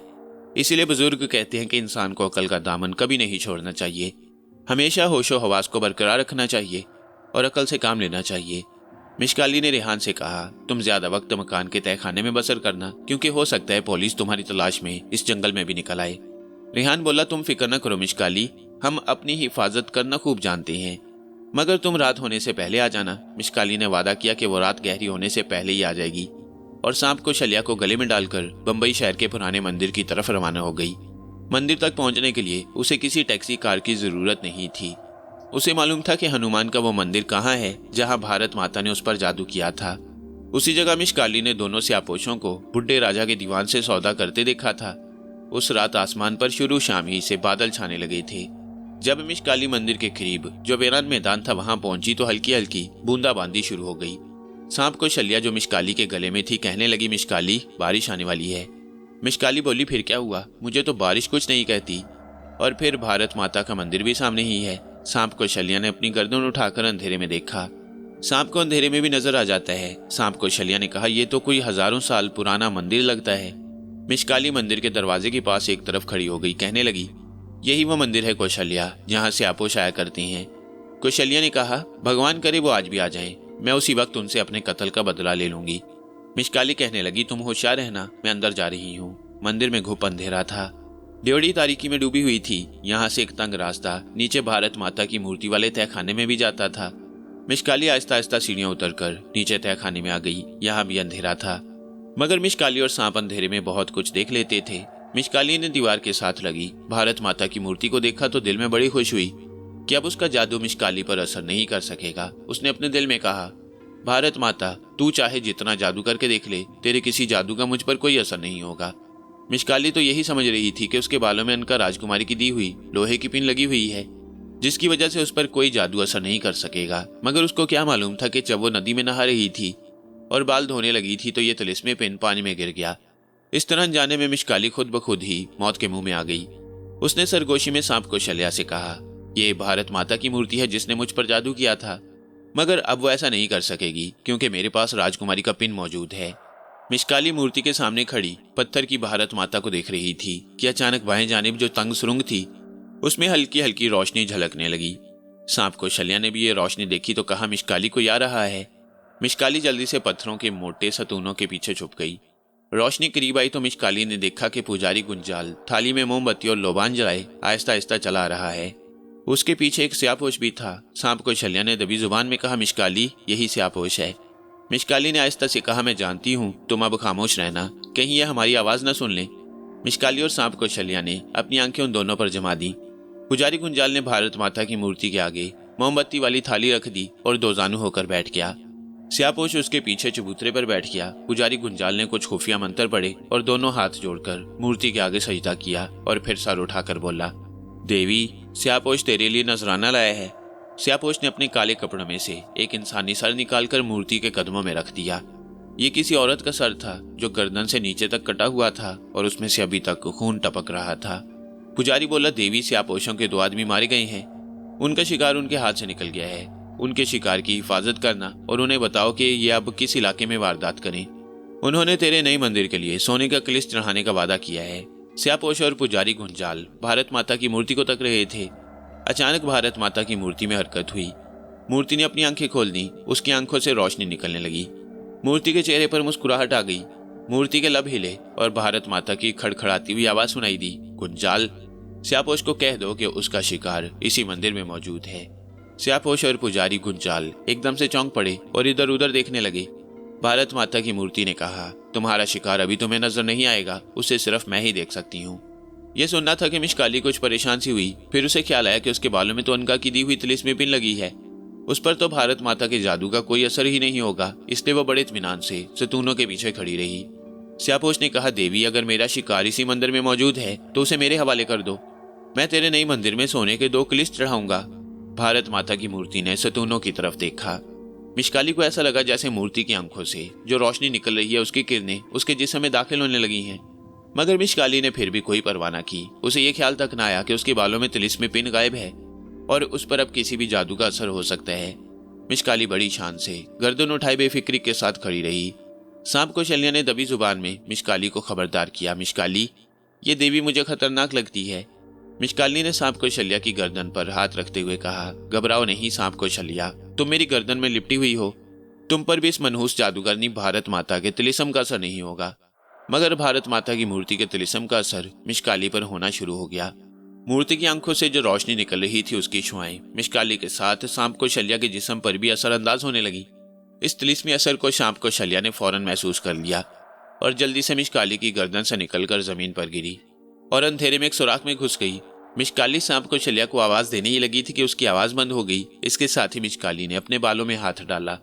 ये महसूस करके उसके पांव तले से जमीन निकल गई कि अनका का तिलिस्मी पिन उसके बालों में नहीं था। मिशकाली बेहोश होकर फर्श पर गिर पड़ी। मूर्ति ने चिल्लाकर कहा, गुंजाल, स्यापोश का शिकार, हमारी दुश्मन मिशकाली बेहोश कर दी गई है। स्यापोश से कहो कि इसको उठा कर ले जाए, वह मुर्दा नहीं जिंदा है, मगर इसका जिस्म कोई हरकत नहीं कर सकता। स्यापोश और गुंजाल तेजी से सतूनों के पीछे गए। देखा कि मिशकाली बेहोश पड़ी थी। मिशकाली पर मूर्ति का जादू असर कर गया। अब वो नजर भी आने लगी और बेहरकत भी थी, मगर उसका दिल धड़क रहा था। वो जिंदा थी, उसकी आंखें खुली थी और वो देख रही थी, सुन रही थी। स्यापोश ने कहा, गुंजाल, लड़की नौजवान है, हम इसका दिल निकालकर किसी करोड़पति बीमार दिल वाले बूढ़े के सीने में लगा सकते हैं। हम इसके दिल की भारी कीमत वसूल करेंगे। पुजारी गुंजाल ने कहा, देवी ने तुझे मालामाल कर दिया है, तेरे दिल की मुराद पूरी कर दी है। अब देवी के नए मंदिर पर सोने के 2 कलिस चढ़ाना मत भूलना। स्यापोश ने कहा, मैं कैसे भूल सकता हूँ, इस लड़की को उठाकर बाहर ले चलते हैं। पुजारी ने कहा, क्या देवी का शुक्रिया अदा नहीं करोगे? स्यापोश ने देवी की मूर्ति के आगे सर झुका दिया और कहा, देवी, मैं तेरा बड़ा एहसानमंद हूँ। मैं वादा करता हूँ कि इस लड़की के दिल की कीमत वसूल करते ही मैं तेरे मंदिर के लिए सोने के 2 कलिस बनवाने का ऑर्डर दे दूंगा। मगर अब भारत माता की मूर्ति एक बार फिर पत्थर हो गई। पुजारी गुंजाल ने मूर्ति के आगे सजदा किया और हाथ जोड़कर बोला, देवी की जय हो। फिर गुंजाल ने स्यापोश के साथ मिलकर बेहोश मिशकाली को उठाकर स्यापोश के कांधे पर डाल दिया और वो दोनों जिधर से आए थे सुरंग में उसी तरफ चल दिए। ये सारी कार्रवाई सांप कौशल्या दीवार के सुराख में घुसी सुन रही थी, देख रही थी। वह समझ गई थी कि मिशकाली से कोई गलती हो गई है जिसकी वजह से उसके जिस्म पर मूर्ति का जादू चल गया है, वरना वो कभी इन लोगों के काबू में आने वाली नहीं थी। सांप कौशल्या ने यह भी देख लिया कि देवी की मूर्ति दोबारा पत्थर की बन गई है और अब उस पर जादू का असर नहीं होगा। सांप कौशल्या को हर हालत में मिशकाली की मदद करनी थी और उसे कातिल स्यापोश के चुंगल से छुड़ाना था। चुनाचे सांप कौशल्या सुराख में से निकली और फर्श पर ईंगते हुए उस तरफ चल दी जिधर स्यापोश और पुजारी गुंजाल बेहोश मिशकाली को उठाकर ले गए थे। सांप कौशल्या समझ गई कि मिशकाली पर मूर्ति के जादू का असर इसलिए हो गया है कि उसके बालों में अनका का पिन जरूर कहीं गिर गया होगा। सांप कौशल्या भगवान का शुक्र अदा कर रही थी कि वैन वक्त पर मिशकाली से अलग हो गई, वरना उस पर भी जादू का असर हो जाता। वह तंग सुरंग में से गुजर रही थी। वह सांप थी इसलिए रेंग कर चल रही थी। आगे जाकर यह सुरंग मंदिर के पीछे एक वीरान बाग में निकल गई। यहाँ अंधेरा था। सांप कौशल्या ने गर्दन उठाकर चारों तरफ देखा। अचानक उसे मंदिर के एक दरख्त के नीचे एक वैगन खड़ी नजर आई। वैगन पर 2 स्यापोश तरपाल डाल रहे थे क्योंकि बारिश हो रही थी। सांप कौशल्या तेजी से वैगन की तरफ बढ़ी क्योंकि उसे यकीन था कि स्यापोश इसी वैगन में मिशकाली को ले जा रहे थे। वो हर हालत में मिशकाली की जिंदगी बचाना चाहती थी। वैगन में एक स्यापोश ड्राइविंग सीट पर बैठा था, तरपाल डालकर। दोनों स्यापोश भी वैगन के अंदर चले गए। वैगन का इंजन स्टार्ट हो गया। सांप कौशल्या बिजली जैसी तेजी से रेंगती हुई वैगन के पास आई और उस पर छलांग लगाकर चढ़ गई और वैगन की छत पर तरपाल के नीचे छुपकर बैठ गई। सांप कौशल्या को मिशकाली के जिस्म की खुशबू वैगन के अंदर से बराबर आ रही थी। ये खुशबू साबित कर रही थी कि मिशकाली वैगन के अंदर है। वैगन चल पड़ी। बारिश तेज हो गई। सांप कौशल्या ने अपने आप को तरपाल के नीचे अच्छी तरह छुपा लिया। वैगन रात की तारीकी में सड़क पर दौड़ने लगी। सांप कौशल्या को कुछ मालूम नहीं था कि ये स्यापोश मिशकाली को लेकर कहाँ जा रही हैं, लेकिन वो जहाँ जा रहे थे सांप कौशल्या उनके साथ जाना चाहती थी ताकि मिशकाली को एक होलनाक मौत से बचा सके। सांप कौशल्या अपने पहले जन्म में बंबई शहर ही में रहा करती थी, इसलिए उसे बंबई शहर के सारे रास्तों का पता था। उसने तरपाल में से गर्दन निकालकर बाहर देखा। वैगन बंबई शहर की तरफ जाने की बजाय शहर से बाहर कल्याण की तरफ जा रही थी, जिधर घने जंगल थे। सांप कौशल्या ने सोचा कि जरूर इन जंगलों में ही कहीं स्यापोशों का ठिकाना होगा और वो वहीं मिशकाली को लिए जा रही हैं। बारिश इसी तरह हो रही थी। रात बादलों की वजह से ज्यादा गहरी हो गई, अंधेरा ज्यादा तारीक हो गया। वैगन बारिश से भीगती सड़क पर बड़ी तेजी से भागी जा रही थी। आधे घंटे के सफर के बाद वैगन बंबई शहर के इलाके से बाहर निकल आई और अब वो बड़ी सड़क को छोड़कर एक छोटी सड़क पर मुड़ गई, जो एक जंगल में से गुजरती थी। सांप कौशल्या का जहन ये सोचकर परेशान हो रहा था कि क्या वो अकेली मिशकाली की जान इन दरिंदों से बचा सकेगी, क्योंकि अगरचे वो सांप थी मगर अकेली थी। वो लोग सांप को कुचल भी सकते थे। सांप होने की वजह से कौशल्या मिशकाली को वहां से उठाकर भी नहीं ले जा सकती थी। उसके पास अब इतना वक्त भी नहीं था कि वह इमरान और रेहान को जाकर बताए कि मिशकाली किस मुसीबत में फंस गई है। वैगन जंगल की कच्ची सड़क पर अब धीमी रफ्तार से चल रही थी और दरख्तों के नीचे बार बार इधर उधर घूम जाती। फिर जंगल में एक खुली जगह आ गई। यहाँ दरख्तों के दरमियान एक छोटा सा घास और झाड़ियों का मैदान था, जिसके किनारे ऊंचे दरख्तों के नीचे एक पुराना ढलानी छत वाला मकान था, जिसके बरामदे में किसी ने टॉर्च रोशन कर रखी थी। लगता था कि वो वैगन को रोशनी दिखा रहा है। वैगन इस पुरस्कार मकान की दीवार के पास पीछे की तरफ जाकर रुक गई। बरामदे में जो टॉर्च वाला स्यापोश मौजूद था वो लपक कर वैगन की तरफ आया। वैगन में से तीनों स्यापोश बाहर निकल आए। एक स्यापोश ने कहा, यहाँ क्या करने आ गए हो? अंदर से स्ट्रेचर लाओ, हमारे साथ एक ऐसा शिकार है जिसकी हमें मुद्दत से तलाश थी। स्यापोश भागकर एक कमरे में दाखिल हो गया। सांप कौशल्या अभी तक वैगन के ऊपर ही छत के नीचे छुपी हुई थी और गर्दन को बाहर निकाले ये सब कुछ देख रही थी। स्यापोश अंदर से स्ट्रेचर लेकर आ गया। इन सब ने मिलकर बेहोश मिशकाली को वैगन के अंदर से निकालकर स्ट्रेचर पर डाला और फिर उसे मकान के बरामदे में ले आए। बरामदे में उन्होंने मिशकाली को उठाया और कमरे के अंदर ले गए। अब सांप कौशल्या वैगन से रेंगती हुई नीचे उतर आई और गीली घास में तेजी से रेंगकर मकान के बरामदे में आकर एक तरफ अंधेरे में छुप गई। मिशकाली को अंदर ले जाने के बाद दरवाजा बंद कर दिया गया। अंदर से स्यापोशों के बातें करने की हल्की हल्की आवाज आ रही थी। सांप कौशल्या अंदर जाकर मालूम करना चाहती थी कि वो मिशकाली के साथ क्या कर रही हैं। सांप कौशल्या रेंगती हुई दरवाजे में आई। वहां उसे एक जगह अंदर जाने के लिए मिल गई और वह रेंगकर दरवाजे के अंदर दाखिल हो गई। वह दरवाजे के करीब ही रखे हुए लकड़ी के खोखे के पीछे आकर गर्दन जरा सी बाहर निकाल कर देखने लगी। कमरे में लालटेन रोशन थी। मिशकाली एक चारपाई पर बेहोश पड़ी थी। चारों स्यापोश उसके इर्द गिर्द खड़े थे। एक स्यापोश ने, जो उनका चीफ लगता था, पूछा, डॉक्टर ने हमें ऑपरेशन का क्या टाइम दिया है? दूसरे स्यापोश ने कहा, कल रात ठीक 12 बजे ऑपरेशन शुरू कर दिया जाएगा, लेकिन बॉस हमें इस लड़की को कल सुबह यहाँ से ले जाना होगा। तीसरे स्यापोश ने कहा, क्योंकि डॉक्टर ने कहा है कि लड़की का ऑपरेशन इस दफा पहले होगा और उसका दिल निकालकर उसे एक खास मशीन में जिंदा रखना होगा। चीफ स्यापोश ने कहा, ठीक है, हम कल सुबह सूरज निकलने से पहले इसे यहाँ से ले जाएंगे। एक स्यापोश कहने लगा, कहीं इस लड़की को होश तो नहीं आ जाएगा? चीफ स्यापोश ने कहा, इसे होश आने का सवाल ही पैदा नहीं होता, क्योंकि इस पर मूर्ति का जादू हुआ है। फिर भी हमारे एक आदमी यहाँ पहरा देगा। इसके बाद चीफ ने कहा कि हमें अभी कोठी पहुंचकर बुड्ढे करोड़पति से 10 लाख रुपए भी वसूल करने हैं, इसलिए जल्दी चलो। 3 स्यापोश कमरे से निकल गए। एक स्यापोश स्टेन गन गले में लटकाए बाहर बरामदे में आकर स्टूल पर बैठ गया। उसने कमरे की लालटेन बुझाकर उसे ताला लगा दिया। तीनों स्यापोश वैगन में सवार होने लगे। बारिश अब हल्की हो गई थी। सांप कौशल्या भी कमरे से निकल आई और सोचने लगी कि अब उसे क्या करना चाहिए। सबसे अहम जरूरत इस वक्त ये थी कि किसी तरीके से इमरान और रेहान को खबर की जाए, उन्हें यहाँ बुलाया जाए ताकि मिशकाली को वहां से उठाकर ले जाएं। सांप कौशल्या खुद मिशकाली को उठाकर नहीं ले जा सकती थी, वक्त कम था। सांप कौशल्या ने सोचा कि उसे उन तीनों स्यापोशों के साथ ही जाना चाहिए ताकि वो इस जंगल से निकलकर कम से कम बंबई शहर तो पहुंच जाए। वो अकेली इतनी तेजी से रेंगती हुई बंबई शहर नहीं पहुंच सकती थी। स्यापोशों की वैगन स्टार्ट हो गई और वह चलने वाली थी। सांप कौशल्या वैगन की तरफ दौड़ी। वह गीले घास में से गुजरती वैगन के करीब आई तो वैगन अपनी जगह से आगे चल पड़ी। सांप कौशल्या ने वहीं से उछलकर छलांग लगाई और वैगन के पिछले बंद दरवाजे से चिमट गई। फिर वो रेंगकर वैगन की छत पर चढ़ गई। वैगन रात की तारीकी में जंगल में से गुजरने लगी। आधे घंटे बाद जब बंबई शहर की बड़ी सड़क आ गई तो सांप कौशल्या ने वैगन के ऊपर से नीचे एक खेत में छलांग लगा दी। यहाँ से जंगल वाला मकान करीब ही था। सांप कौशल्या खेतों में से गुजरती नदी किनारे आ गई। नदी पार की तो सामने जंगल वाला खामोश मकान था। मकान पर गहरी तारीकी छाई थी। इमरान और रेहान मकान के तहखाने में सो रहे थे। सांप कौशल्या बिजली की सी तेजी के साथ मकान के तहखाने में आ गई। उसने देखा कि इमरान और रेहान सो रहे थे। सांप कौशल्या की आवाज रेहान के अलावा अब इमरान भी सुन लेता था और उससे बात भी कर सकता था। सांप कौशल्या ने सबसे पहले इमरान की गर्दन पर अपनी गर्दन रगड़ी। इमरान हड़बड़ाकर उठ बैठा। कौन है? उसने अपना पिस्तौल सरहाने के नीचे से निकाल लिया। तहखाने में मोमबत्ती जल रही थी। इमरान ने अपने सामने फर्श पर सांप को कुंडली मारे देखा। वो समझ गया कि यह कौशल्या है। इससे पहले कि इमरान उससे कोई सवाल करता, सांप कौशल्या ने कहा, इमरान, मिशकाली की जिंदगी खतरे में है, जल्दी चलो। इमरान ने परेशान होकर पूछा, क्यों, क्या हुआ? मिशकाली कहाँ है? कौशल्या सांप ने कहा, यह सब मैं तुम्हें बता दूंगी। इस वक्त मिशकाली स्यापोशों की कैद में है। रेहान को जगाओ। अगर हमने देर कर दी तो मिशकाली के साथ ना जाने क्या हो जाए। मुझे नहीं उम्मीद कि वो जिंदा रह सके। इमरान ने उसी वक्त रेहान को जगाया और सारी बात समझाई। रेहान बोला, हमें फौरन स्यापोशों के ठिकाने पर जाकर मिशकाली को वहां से निकाल लाना चाहिए। इमरान और रेहान ने अपने अपने पिस्तौलों को जेब में रखा और सांप कौशल्या को साथ लेकर मकान से बाहर निकल पड़े। सांप कौशल्या को इमरान ने अपनी गर्दन में लपेट लिया। बूंदाबांदी उसी तरह हो रही थी।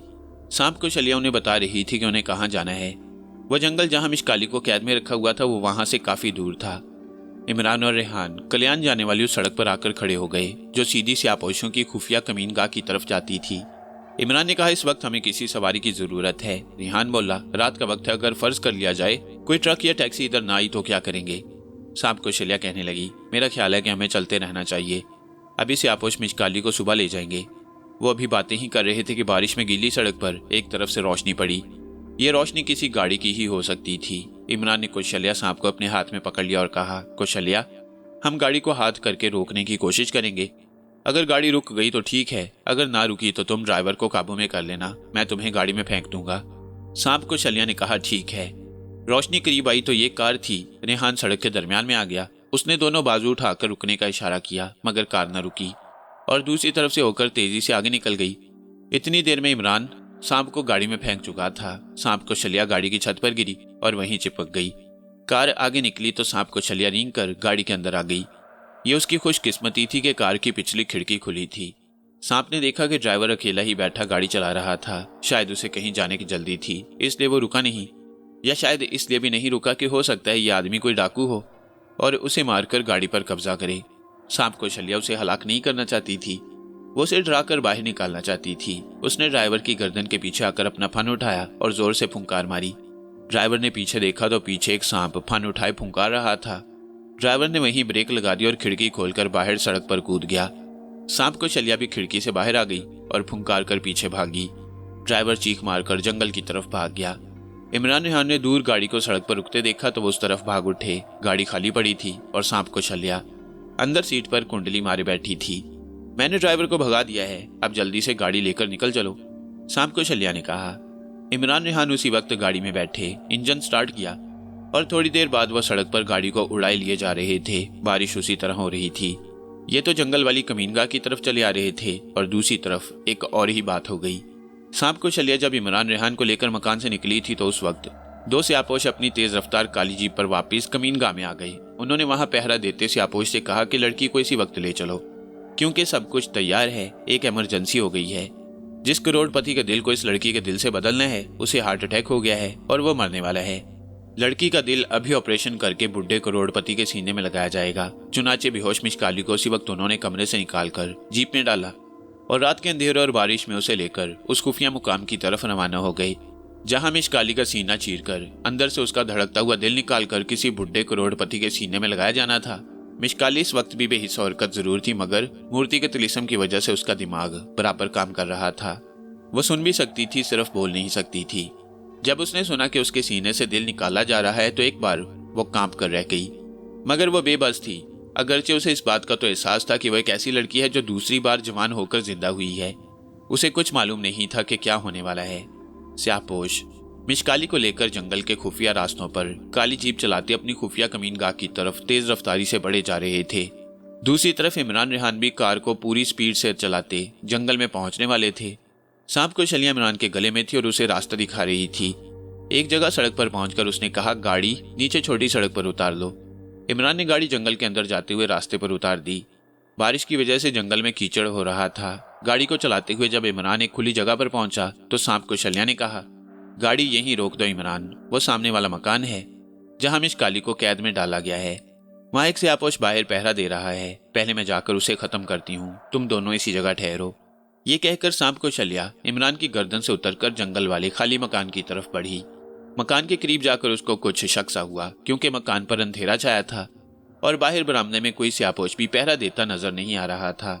सांप को छलिया बरामदे में आ गई। बरामदा खाली था। वो स्टूल खाली था जिस पर वो स्यापोश को पहरे पर बैठे छोड़ गई थी। सांप को छलिया परेशान हो गई, क्योंकि कोठरी का दरवाजा भी आधा खुला था। अगर मिश काली अंदर होती तो दरवाजा बंद होना चाहिए था और बाहर पहरे पर स्यापोश भी मौजूद होता। सांप को छलिया तेजी से कमरे में आ गई। कमरा खाली था।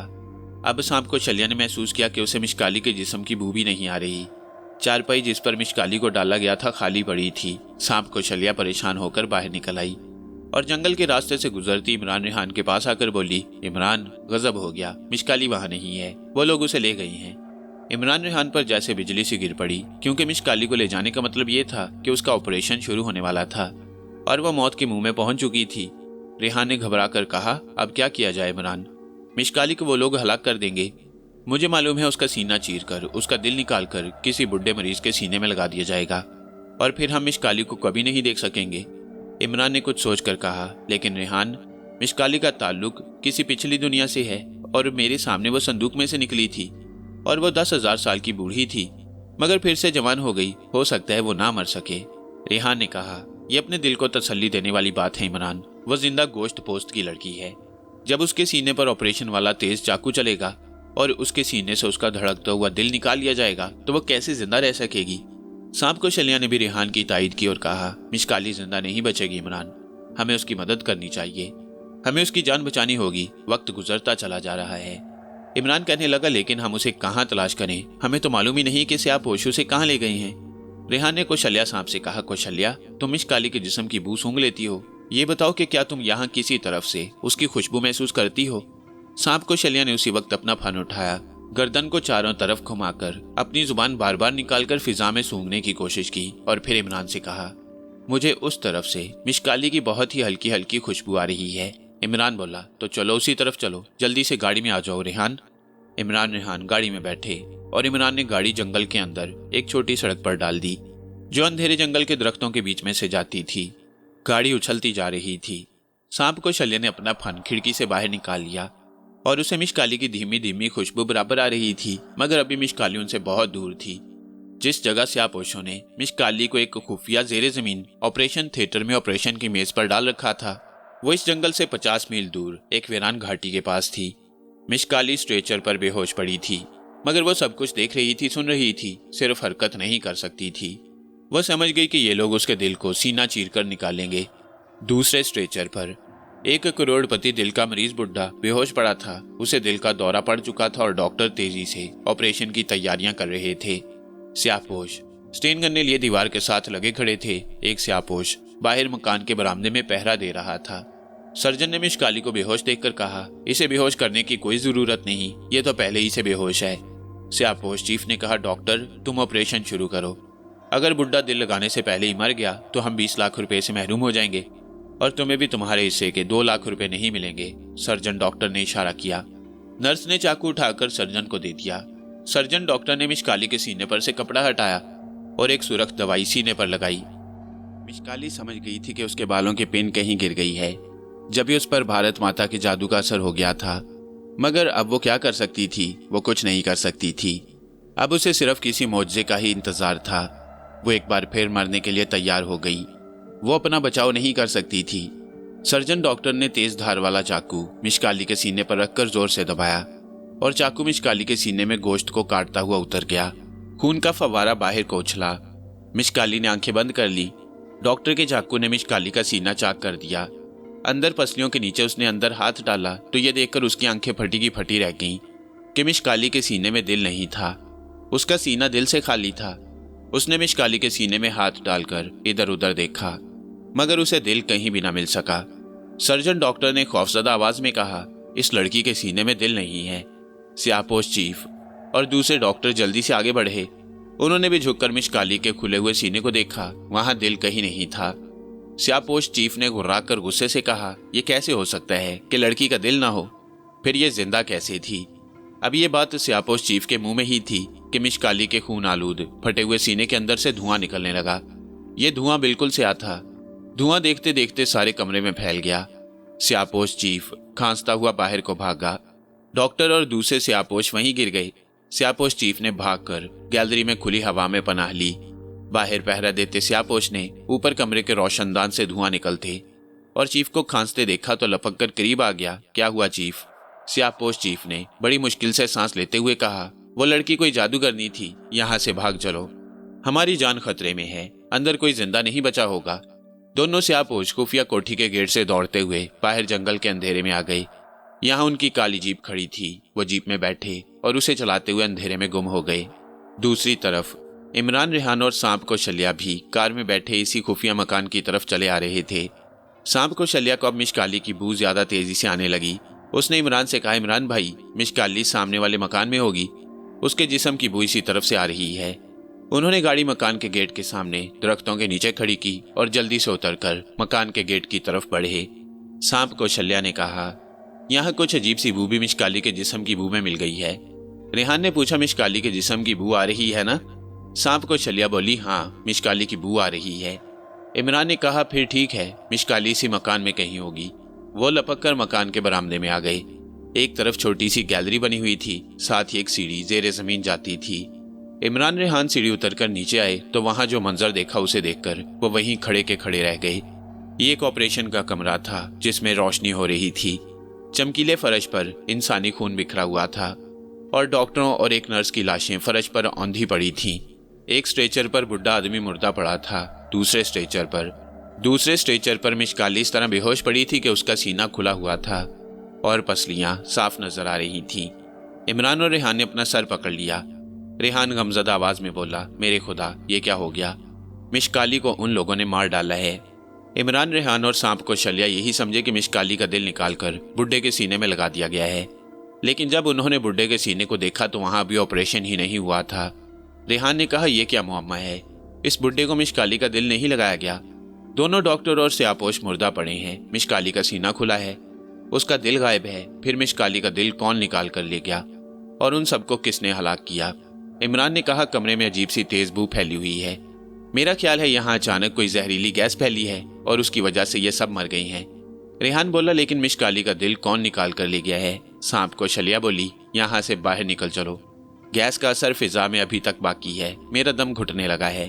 इमरान ने कहा, मिशकाली की लाश को हम साथ ले जाएंगे। इमरान, रेहान वो स्ट्रेचर घसीटकर सीढ़ियों के पास ले आए जिस पर मिशकाली की लाश पड़ी थी। उन्होंने उसे स्ट्रेचर से उठाया और सीढ़ियां चढ़कर मकान के बाहर ले आए और फिर उसे गाड़ी में डाल दिया। इमरान, रेहान और सांप कौशल्या के दिल मिशकाली की मौत पर सख्त उदास थे। रेहान ने आंखों में आंसू भरकर कहा, मिशकाली को इन स्यापोशों ने कत्ल किया है जो इसका दिल निकाल कर ले गए हैं। यकीनी तौर पर स्यापोशों का चीफ दिल निकाल कर ले गया है। सांप कौशल्या ने कहा, मेरा भी यही ख्याल है। कुछ स्यापोश जहरीली गैस के फैलते ही मिशकाली का दिल लेकर यहाँ से भाग गए होंगे। हमें अब उन स्यापोशों से मिशकाली की मौत का भी बदला लेना होगा। इमरान बहुत अफसुर्दा था। उसे मिशकाली की मौत का सबसे ज्यादा अफसोस था, क्योंकि वो तो मिशकाली को पसंद करता था, उससे प्यार करता था। उसने ठंडी आह भर कर कहा, हम वापस अपने जंगल वाले मकान में जाएंगे, वहां मिशकाली को पूरी मोहब्बत और अकीदत से दफन करेंगे। काश हम इसे भारत माता के मंदिर की तरफ ना भेज दे। सांप कौशल्या कहने लगी, लेकिन मिशकाली के बालों में अनका राजकुमारी का दिया हुआ काला पिन था, फिर इस पर जादू का असर कैसे हो गया? जरूर वो पिन कहीं गिर गया होगा। इमरान ने उसी वक्त मिशकाली के बालों में टटोल कर देखा। कहने लगा, बालों में पिन कहीं भी नहीं है। इमरान गाड़ी में बैठ गया, इंजन स्टार्ट किया और गाड़ी का रुख जंगल में अपने मकान की तरफ कर दिया। वो सारा रास्ता खामोश रहे। मिशकाली की लाश गाड़ी की पिछली सीट पर पड़ी थी। इमरान उसके पास ही बैठा था। उसने मुर्दा मिशकाली का सर अपनी गोद में रखा हुआ था। इमरान की आंखों में बार बार आंसू आ जाते थे। जब वो मिशकाली की लाश लेकर अपने जंगल वाले वीरान मकान पहुंचे तो रात काफी ढल चुकी थी। अचानक सांप कौशल्या को एक ख्याल आ गया। कहने लगी, इमरान, यहाँ से रवाना होने से पहले मिशकाली ने मेरे साथ नदी में गुस्ल किया था और उसने बाल भी धोए थे। जरूर उसका पिन नदी में गिर गया होगा। रेहान ने कहा, हम वो पिन ढूंढेंगे। इमरान ने आह भरकर कहा, अब उसे ढूंढने का क्या फायदा? मिशकाली तो इस दुनिया में नहीं रही। सांप कौशल्या बोली, फिर भी हमें वो पिन तलाश करना होगा। हो सकता है उसकी वजह से मिशकाली पर से भारत माता का जादू उतर जाए। इमरान बोला, जादू उतर भी गया तो मिशकाली जिंदा नहीं होगी, उसका सीना खुला हुआ है, सारा खून बह गया है। सांप कौशल्या कहने लगी, हमें कोशिश करनी चाहिए, मैं नदी में अनका का तिलिस्मे पिन तलाश करती हूँ। ये कहकर सांप कौशल्या इमरान की गर्दन से निकलकर नदी की तरफ चल पड़ी। उसने नदी के पास जाते ही उस जगह पानी में छलांग लगा दी जहां एक दिन पहले वो और मिशकाली ने गुस्ल किया था। सांप को शल्या ने नदी की तह में गोता लगाया और पानी के नीचे पिन तलाश करने लगी। सांप को पानी के अंदर भी सब कुछ नजर आ जाता है। अचानक उसे एक जगह तह में पत्थरों के पास काला पिन पड़ा नजर आया। सांप को शल्या ने फौरन उसे अपने मुंह में दबाया और नदी से निकलकर इमरान रेहान के पास आकर बोली, मैंने तिलिस्मी पिन ढूंढ लिया है, अब इसे मिशकाली के बालों में लगा दो। रेहान ने काले पिन को उठाकर गौर से देखा। इमरान ने बेदिली से कहा, इसे मिशकाली के बालों में लगा दो रेहान। वैसे मुझे उम्मीद नहीं कि अब मिशकाली दोबारा जिंदा होगी। वो हमारी दुनिया से निकलकर हमें छोड़कर हमेशा के लिए अपनी 10,000 पुरानी दुनिया में चली गई है। रेहान ने पिन को कपड़े से साफ किया। मिशकाली की लाश कमरे में पलंग पर पड़ी थी। रेहान ने तिलिस्मी पिन मिशकाली के सर के बालों में लगा दिया। इमरान और कौशल्या सांप भी मिशकाली की लाश को ऐसी नजरों से देख रहे थे जैसे अभी कुछ हो जाएगा। अभी मिशकाली का सीना अपने आप बंद हो जाएगा और वह फिर से जिंदा हो जाएगी, मगर कुछ भी ना हुआ। इमरान ने सांस भरा और बोला, मैंने कहता था कुछ भी ना होगा, अब कोई फायदा नहीं, मिशकाली इस दुनिया में नहीं है। और इमरान की आंखों में एक बार फिर आंसू आ गए। रेहान और सांप कौशल्या भी बहुत अफसुर्दा थे। उन्होंने इमरान को हौसला दिया। फिर उन्होंने मिशकाली की लाश को सफेद चादर में लपेट दिया और मकान के पिछवाड़े जो वीरान उजड़ा हुआ बाग था वहां कब्र खोदने लगे। जब कब्र तैयार हो गई तो इमरान रेहान ने मिशकाली की लाश को बड़े एहतराम से उठाया और बाहर लाकर कब्र के अंदर लिटा दिया। दोनों ने हाथ उठाकर मिशकाली की बख्शिश के लिए खुदा से दुआ मांगी और फिर कब्र के ऊपर लकड़ी का तख्ता लगाकर ऊपर मिट्टी डाल दी। कब्र बनाई और ऊपर जंगल से फूल तोड़कर बखेर दिए। सुबह हो गई थी। जंगल में दरख्तों पर परिंदे चहचहा रहे थे। इमरान रेहान मकान में आ गए। वो रात भर के जागे थे, गम से नढाल भी थे। सांप को शल्या ने कहा, तुम लोग थोड़ी देर आराम कर लो, मैं यहाँ पहरा दूंगी। इमरान रेहान का जी सोने को नहीं चाहता था, लेकिन वो बेहद थके हुए थे। जिस गाड़ी में वो आए थे वो मकान से दूर नदी के किनारे कच्ची सड़क पर उसी तरह खड़ी थी। रेहान ने कहा, इस गाड़ी का क्या करें? अगर पुलिस इधर आ गई तो ये गाड़ी देखकर उसे जरूर शक पड़ेगा। इमरान गुस्से में बोला, आती है पुलिस तो आ जाए, हमारे पास पिस्तौल हैं, मैं एक भी सिपाही को जिंदा नहीं छोड़ूंगा। रेहान ने उस वक्त इमरान से तकरार करनी मुनासिब न समझी और खामोशी से चादर ओढ़कर जमीन पर लेट गया। थोड़ी देर बाद इमरान भी पलंग पर लेट गया। सांप को शल्या कोने में कालीन पर कुंडली मारे बैठी थी। 10 मिनट के बाद इमरान और रेहान गहरी नींद सो रहे थे। सांप को शल्या उन्हें नींद की वादी में छोड़कर मकान के बाहर आ गई। जंगल में सुबह की धुंधली रोशनी चारों तरफ फैली हुई थी। दिन की रोशनी धुंधली इसलिए थी कि आसमान बादलों से भरा हुआ था। बारिश रात के पिछले पहर ही रुक गई थी। पहले तो कुछ देर सांप को शल्या बरामदे में एक तरफ बांस के स्तून के पास कुंडली मारे बैठी रही। फिर वो रेंगती हुई मकान के पिछवाड़े मिशकाली की कब्र के पास आ गई। मिशकाली की कब्र पर फूल उसी तरह पड़े थे। सांप को शल्या को भी मिशकाली की मौत का बड़ा अफसोस था। वो सोचने लगी, काश वो उसे अपने साथ भारत माता के मंदिर में ना ले जाती, मगर जो होना होता है वो होकर रहता है, इसमें इंसान कुछ नहीं कर सकता।